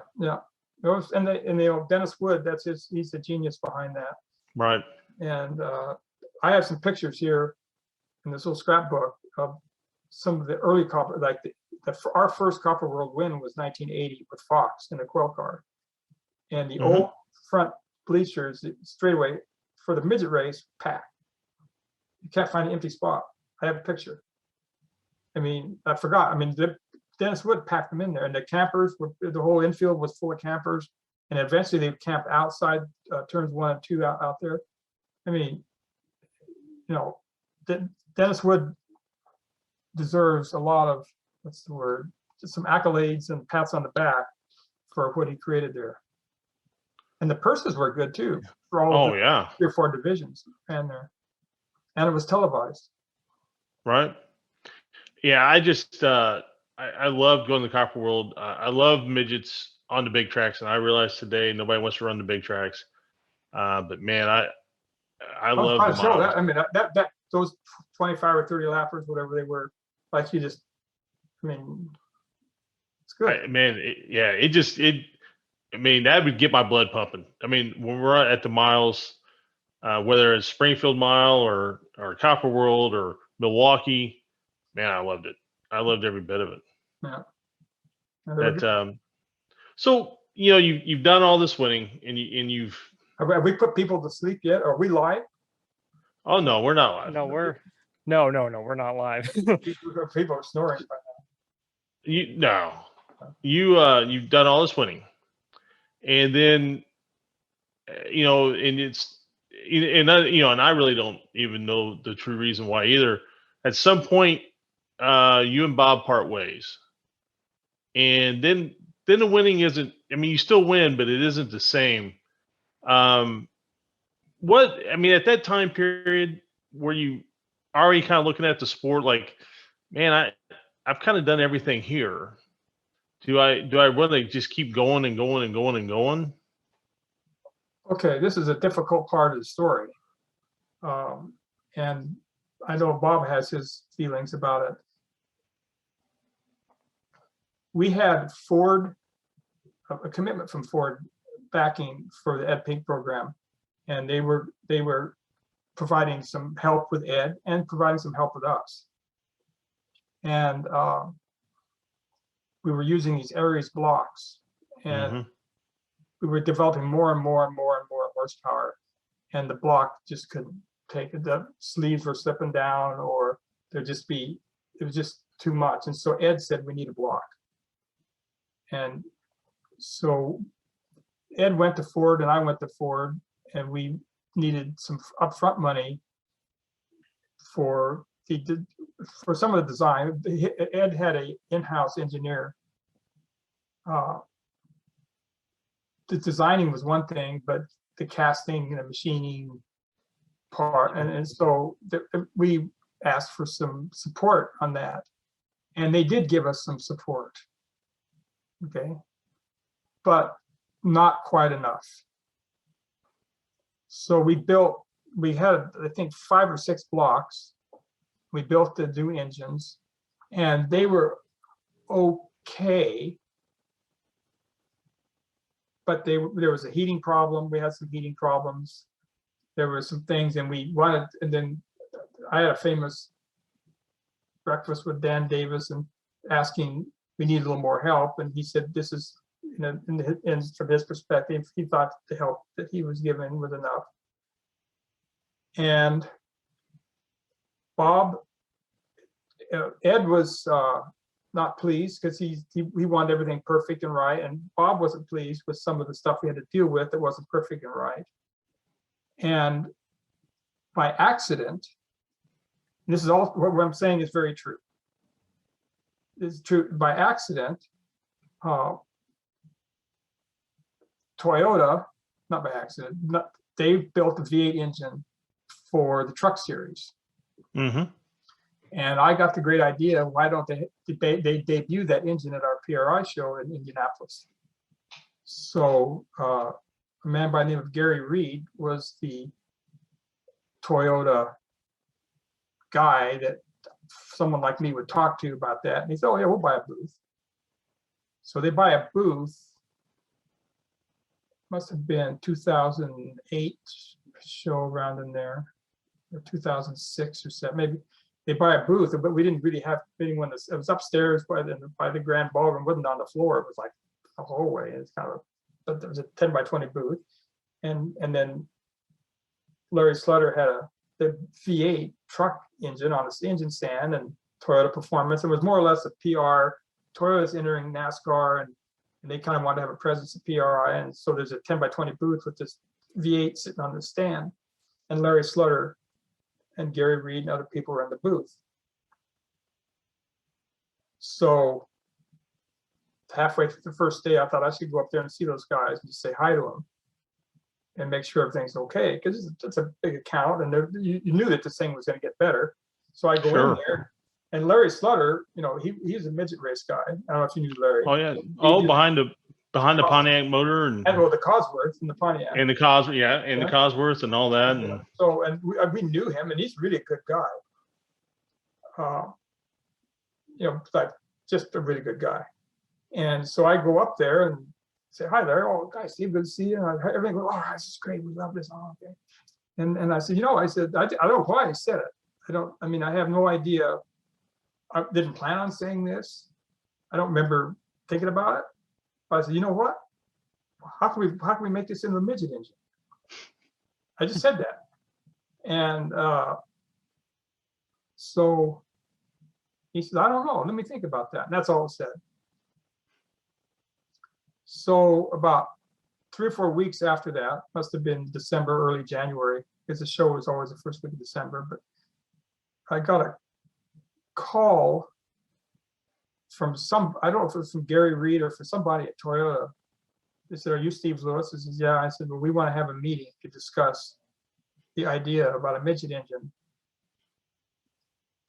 So we want you to bring Ed Pink. Okay, all right. So I called Ed up. And it's all these guys that are always there, you can't trust him. I said, we got to go drive. We got to go down there. So he comes down from Van Nuys, and we meet at 11 o'clock on Baker Street. Anyway, so that's kind of how it started. And the Toyota initially wanted this to be no one to know about it, and we had to sign non-disclosure, papers. Sure, yeah. Sure. And I didn't tell Bob about the meeting. Now, it can be debated whether I did right or wrong on that, but I didn't tell him about the meeting right yet because I wasn't supposed to tell anybody, but probably I made a mistake there. It's a 50-50. Right.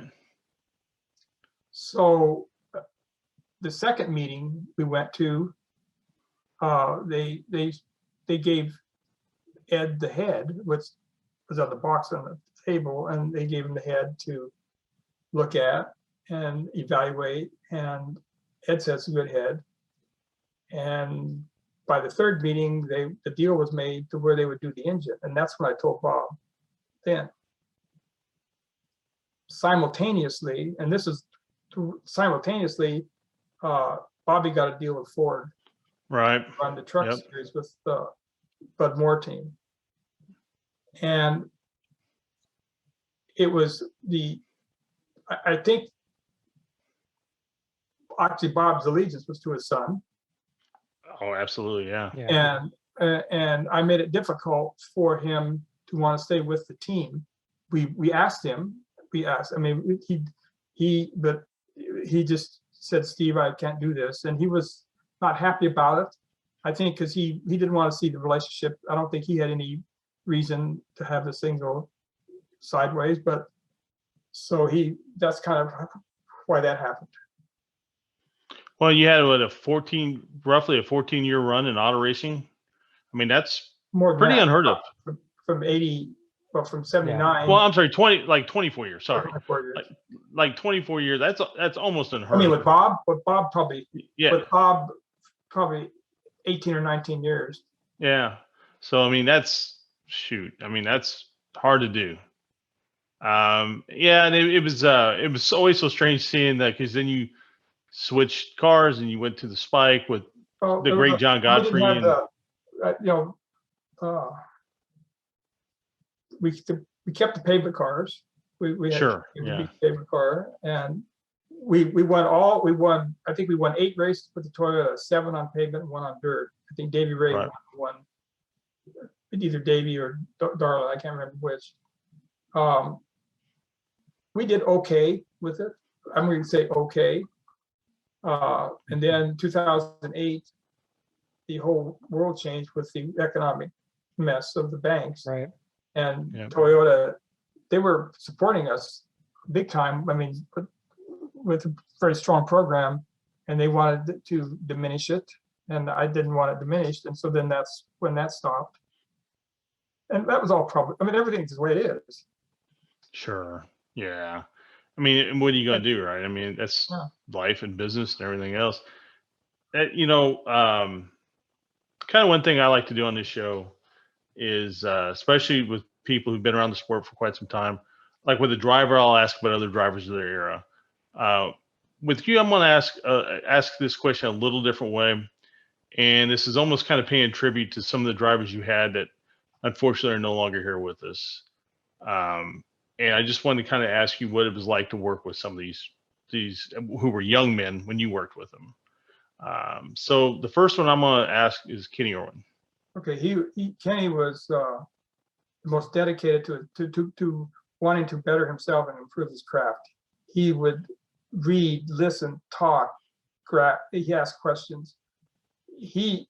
When I think Tony Stewart, he was naturally he had a natural, something was in him. He was just naturally could figure this whole thing out. Kenny had to work at it, but he was totally dedicated to work at it, and got really good at his craft. You know, he ran for his dad. They did very well, and then with our deal, every time he sat in that car, if he didn't win the race, it was like, because he wanted to contribute. We wanted to contribute to the betterment of the team. He also wanted to make sure he also had his career in mind. He was really a good driver, a nice person, and it's just a shame that what happened there. But he gave it his all every time. Yeah, I knew Kenny a little bit. Yeah, I can absolutely agree with that. Jason Leffler. Okay, Jason. We knew about Jason. Through the Joneses, I'm sure. Larry Howard. Larry Howard helped because Larry Howard was kind of connected there, and so Jason kind of went the Larry Howard way initially, and then he had his own midget. He bought a beast from Bob, and him and his dad ran it for a season. And then he got hooked up with Keith Coons and Pete Willoughby. Pete Willoughby. So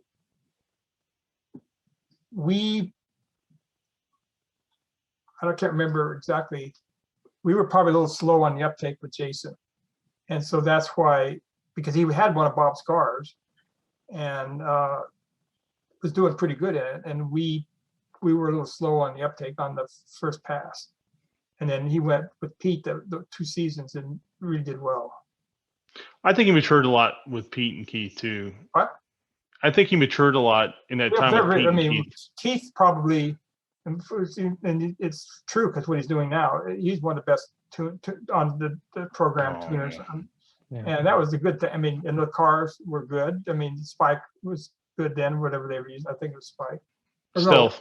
They had stealth cars. Stealth. Anyway, Yeah. so,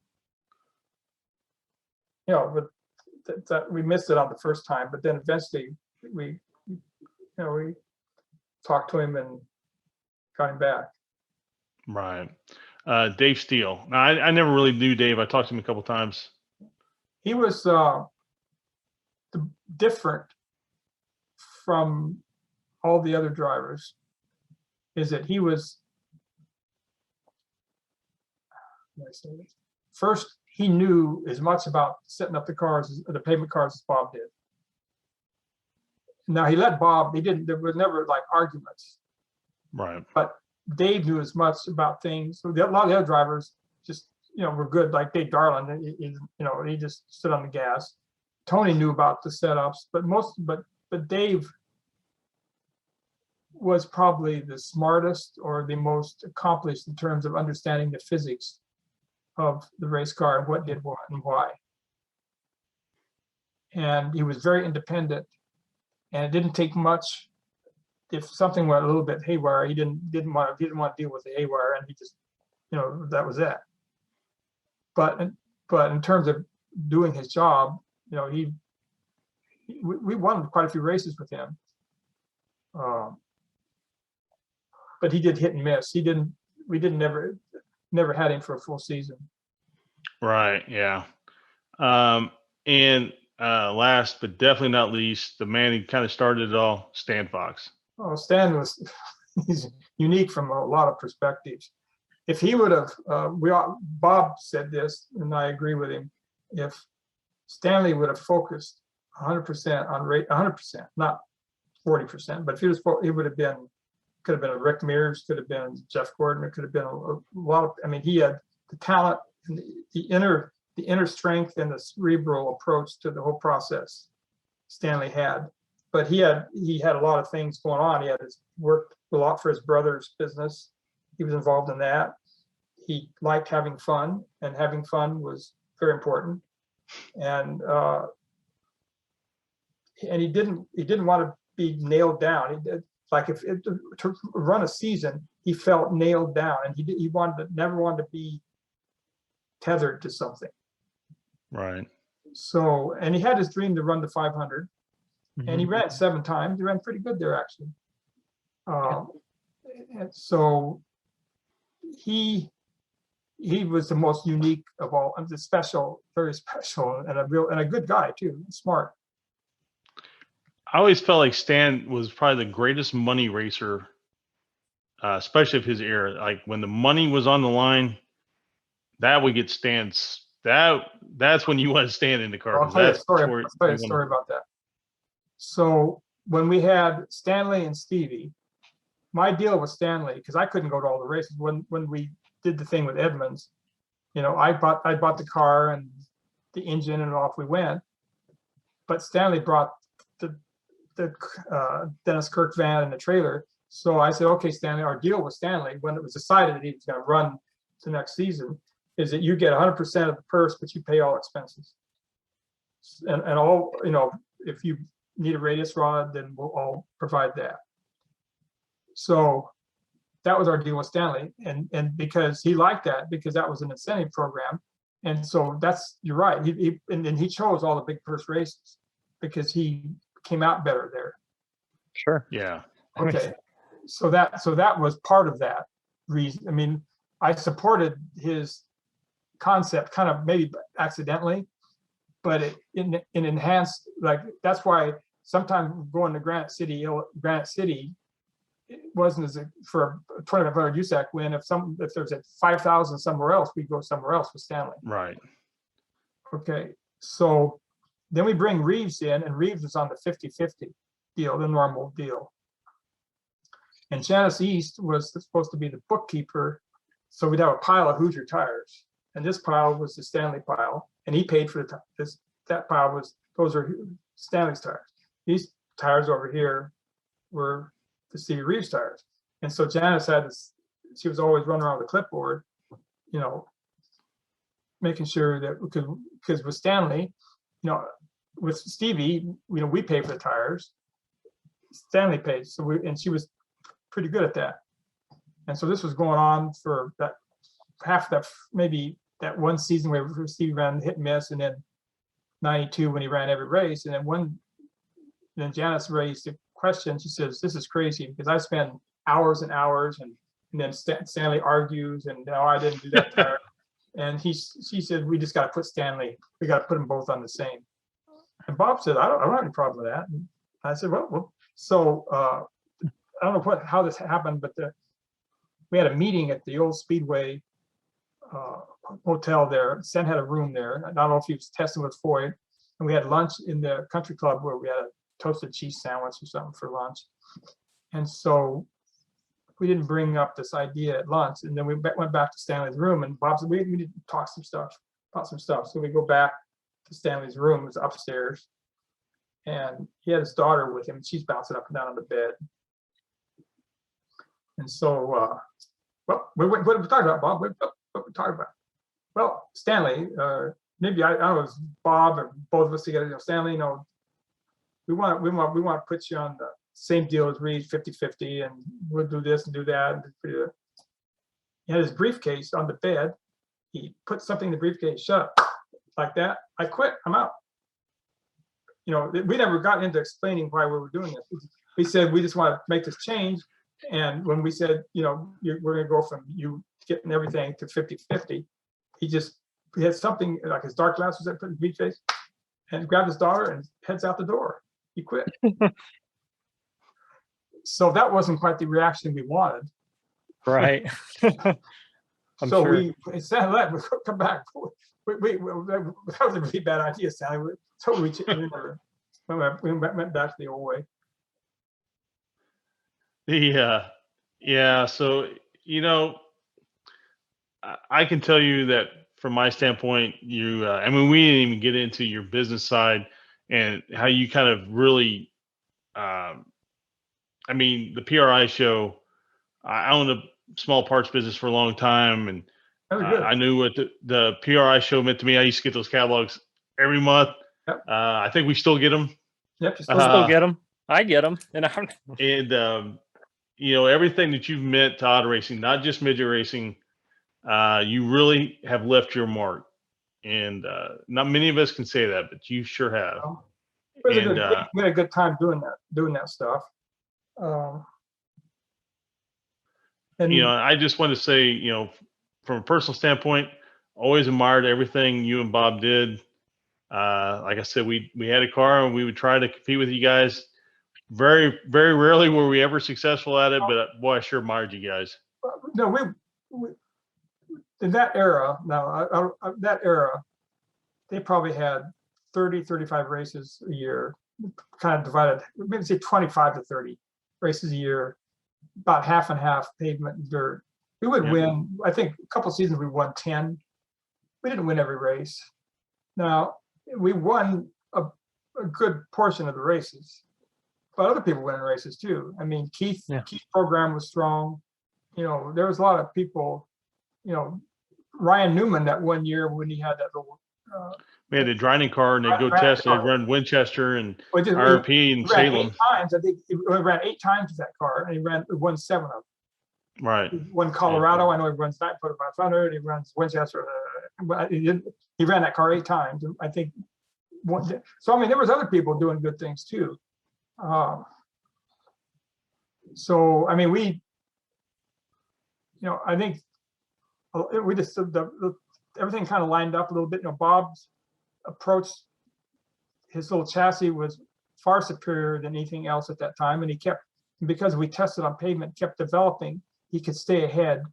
You know, a lot of owners, it's weird. They don't want to, I don't want to try that. You know, in other words, Right. I didn't have that. You know, let's try, let's do all these things. And Bob had he was free to make a mistake. I mean, sometimes it didn't work. You know, he'd come up with something, but Sure. okay, so fine, but no points off. Right. More Yeah. times, but by trying and doing something, like we were the first to use data acquisition Oh, I remember. on the I car remember. Yeah. and stuff like that. So all those things helped. Oh, So we were sure. talking a little bit about some of the big names you guys, some of the people have turned into superstars that drove for you. How many of those situations would you say, I mean, was it more like you guys were just looking for rising talent? And then again, I don't know at what point in some of these people's careers you actually got them driving for you, but I mean, was it more like you guys were just looking for rising talent and they just kind of blossomed into a superstar with their team? Or each driver, there was a different story of how we didn't have a template. Each driver, there was a different, Fox was already in the program to begin with because of the New Zealand thing with Bob. So Fox was the first one because he was the first one and he was mature and Bob felt that he could do more, really help, you know, spread the good word about the Beast program by winning races. Stevie Reeves, Fox,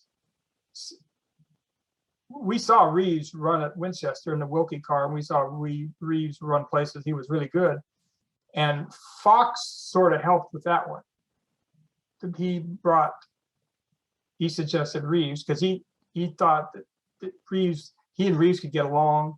And Fox was like the mother, you know, the cat that wanted to make sure, or that, you know, that, okay, this is my old territory, but okay, Reeves, you can come in here. Okay.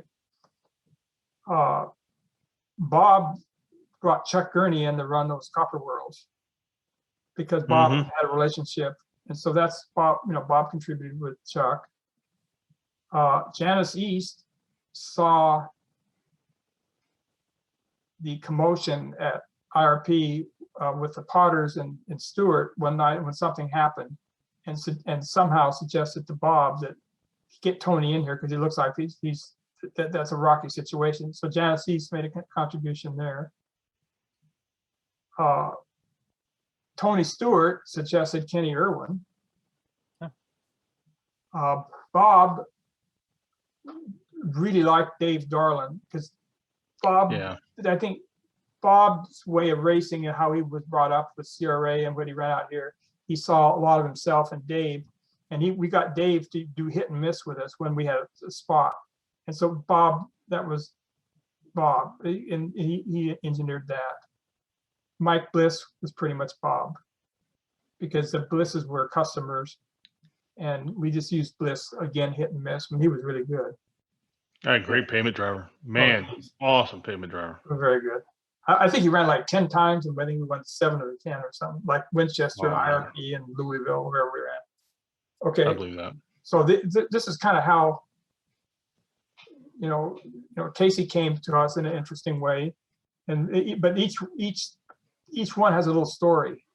Sure. You know, like JJ Yaley filled in. You know, Dave got hurt in the sprint car, and then so JJ filled in, and then he became a full timer. So it wasn't like, okay, well, here's a template, and they got to fit into the template. Each driver, each situation, it had its own little story. Well, they were all unique to each other. There was very few of them that you could say, oh, that guy's kind of like this guy. They all had their different strengths and prowess. You know, and Dave, and I left Dave out a while ago. We were talking about him, and man, Dave Darlin, you know, I left him out a little bit earlier, mentioning him. You know, everybody knows how great Dave is. Dave actually become a pretty decent pavement driver too. He won that Turkey Night race with the Toyota at Irwindale, and I think that was something where that was fun because, you know, he'd won a couple pavement races. He won a Salem race. I think he won a Speedrome. Where they have a little 500. Anderson. He might have won a race there, but winning that Turkey Night deal was big. Sure. for Dave. He won Yeah. 27 features. He won most features. I didn't realize that. Yeah. I did not realize that. As you mentioned earlier, I'm wearing the Paige Jones shirt. To the people out there, I've had this shirt since the day Paige gave it to me. I have never worn it except for tonight, Oh my and goodness. this will be the last time I wear it. It'll go into a frame. How did Paige come to you guys? Is that Okay. through Bob or? No, well, yes and no. Okay, so Paige was when he started really running good, it's kind of full time, like more of the, he never ran a full season. He ran some sprint cars, he ran some stock cars, he ran the midget. He was running with Larry Howard. And Right. Larry Howard had a really good program, he had a good motor program, and he had his little cars. And he also had see, Bob used to work for Larry Howard. And Yeah. a lot of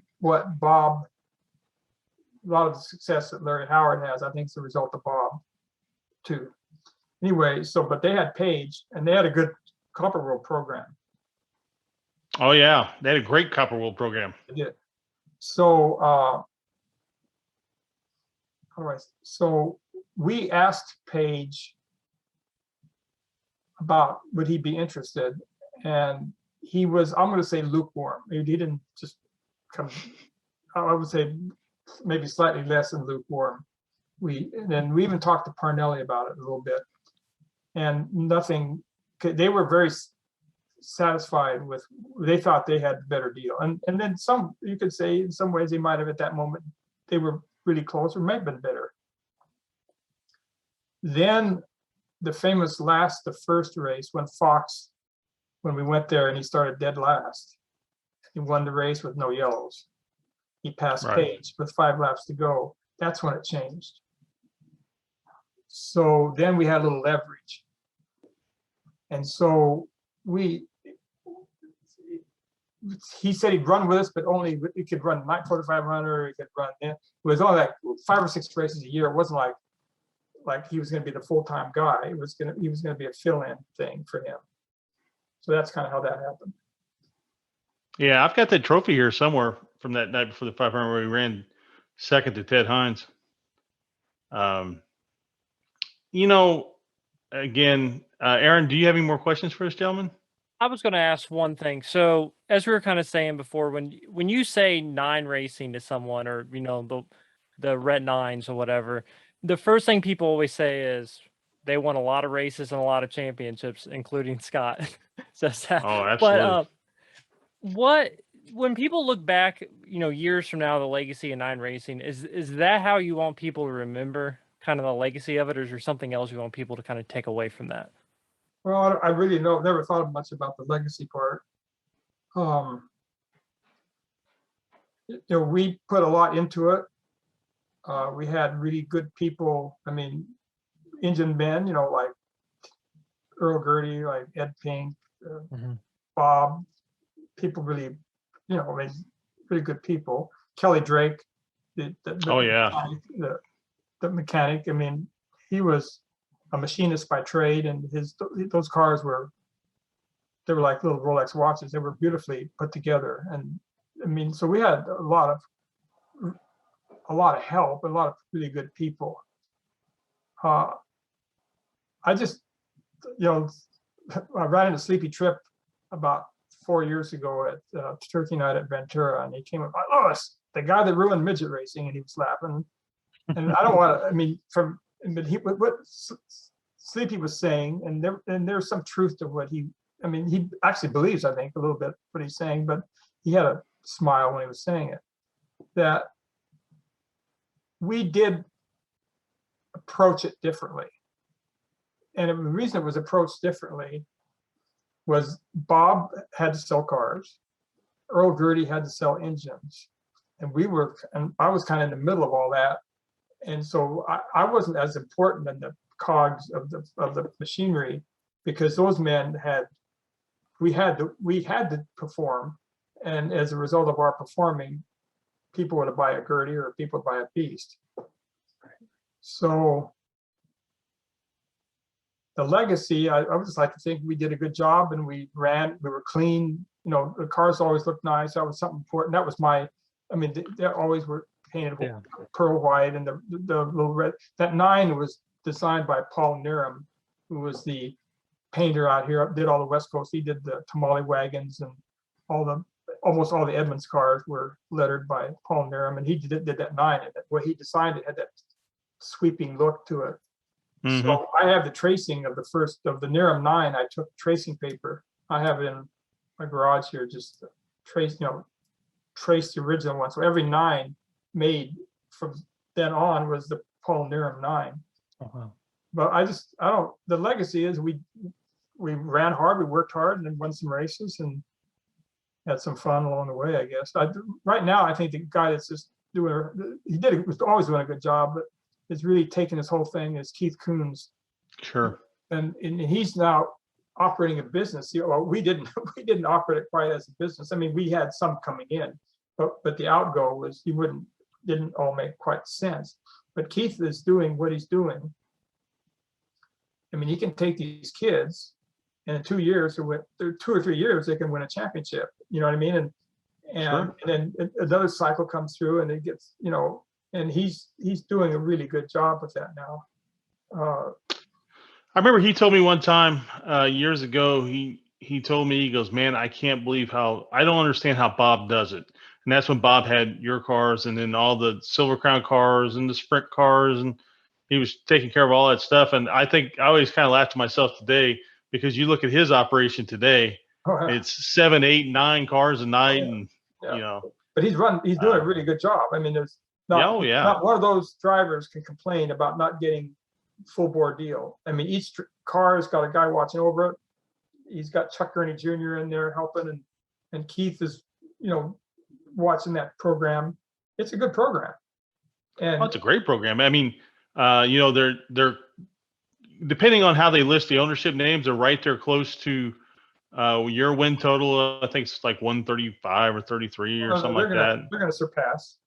Yeah, and they're right there. And but it's kind of funny, and this is how small world racing is in a way. For him to be where he is today, it took you talking to Toyota and kind of triggering something there. So it's not like, I mean, I'm not saying you can take credit for their wins today, but if it wasn't for you, they obviously wouldn't have the Toyota deal like they have today. But Keith went in there with a program, and absolutely, because he was Esslinger's before that, but when he had Esslinger, he was good too. And they had Gertie's before that. Brayton, actually, they had those Brayton motors and stuff before that, but which are Gertie's, just built by Brayton. But it's funny you're talking about like Gertie motors. 1-year-old motors, I think still runs a Chili Bolt today. It's an old 11-headed motor, old 11-head Gertie. It won a track championship at Montpelier a few years ago. It's won a couple features. It's funny, that motor just keeps going and going and going. They were good. I mean, they were really good for when they were. They can be good now, but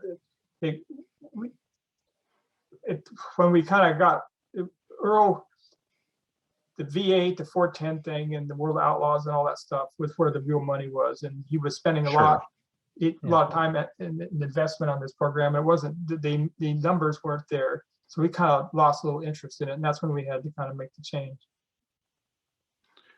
Well, I'm not going to take any more of your time. That's okay.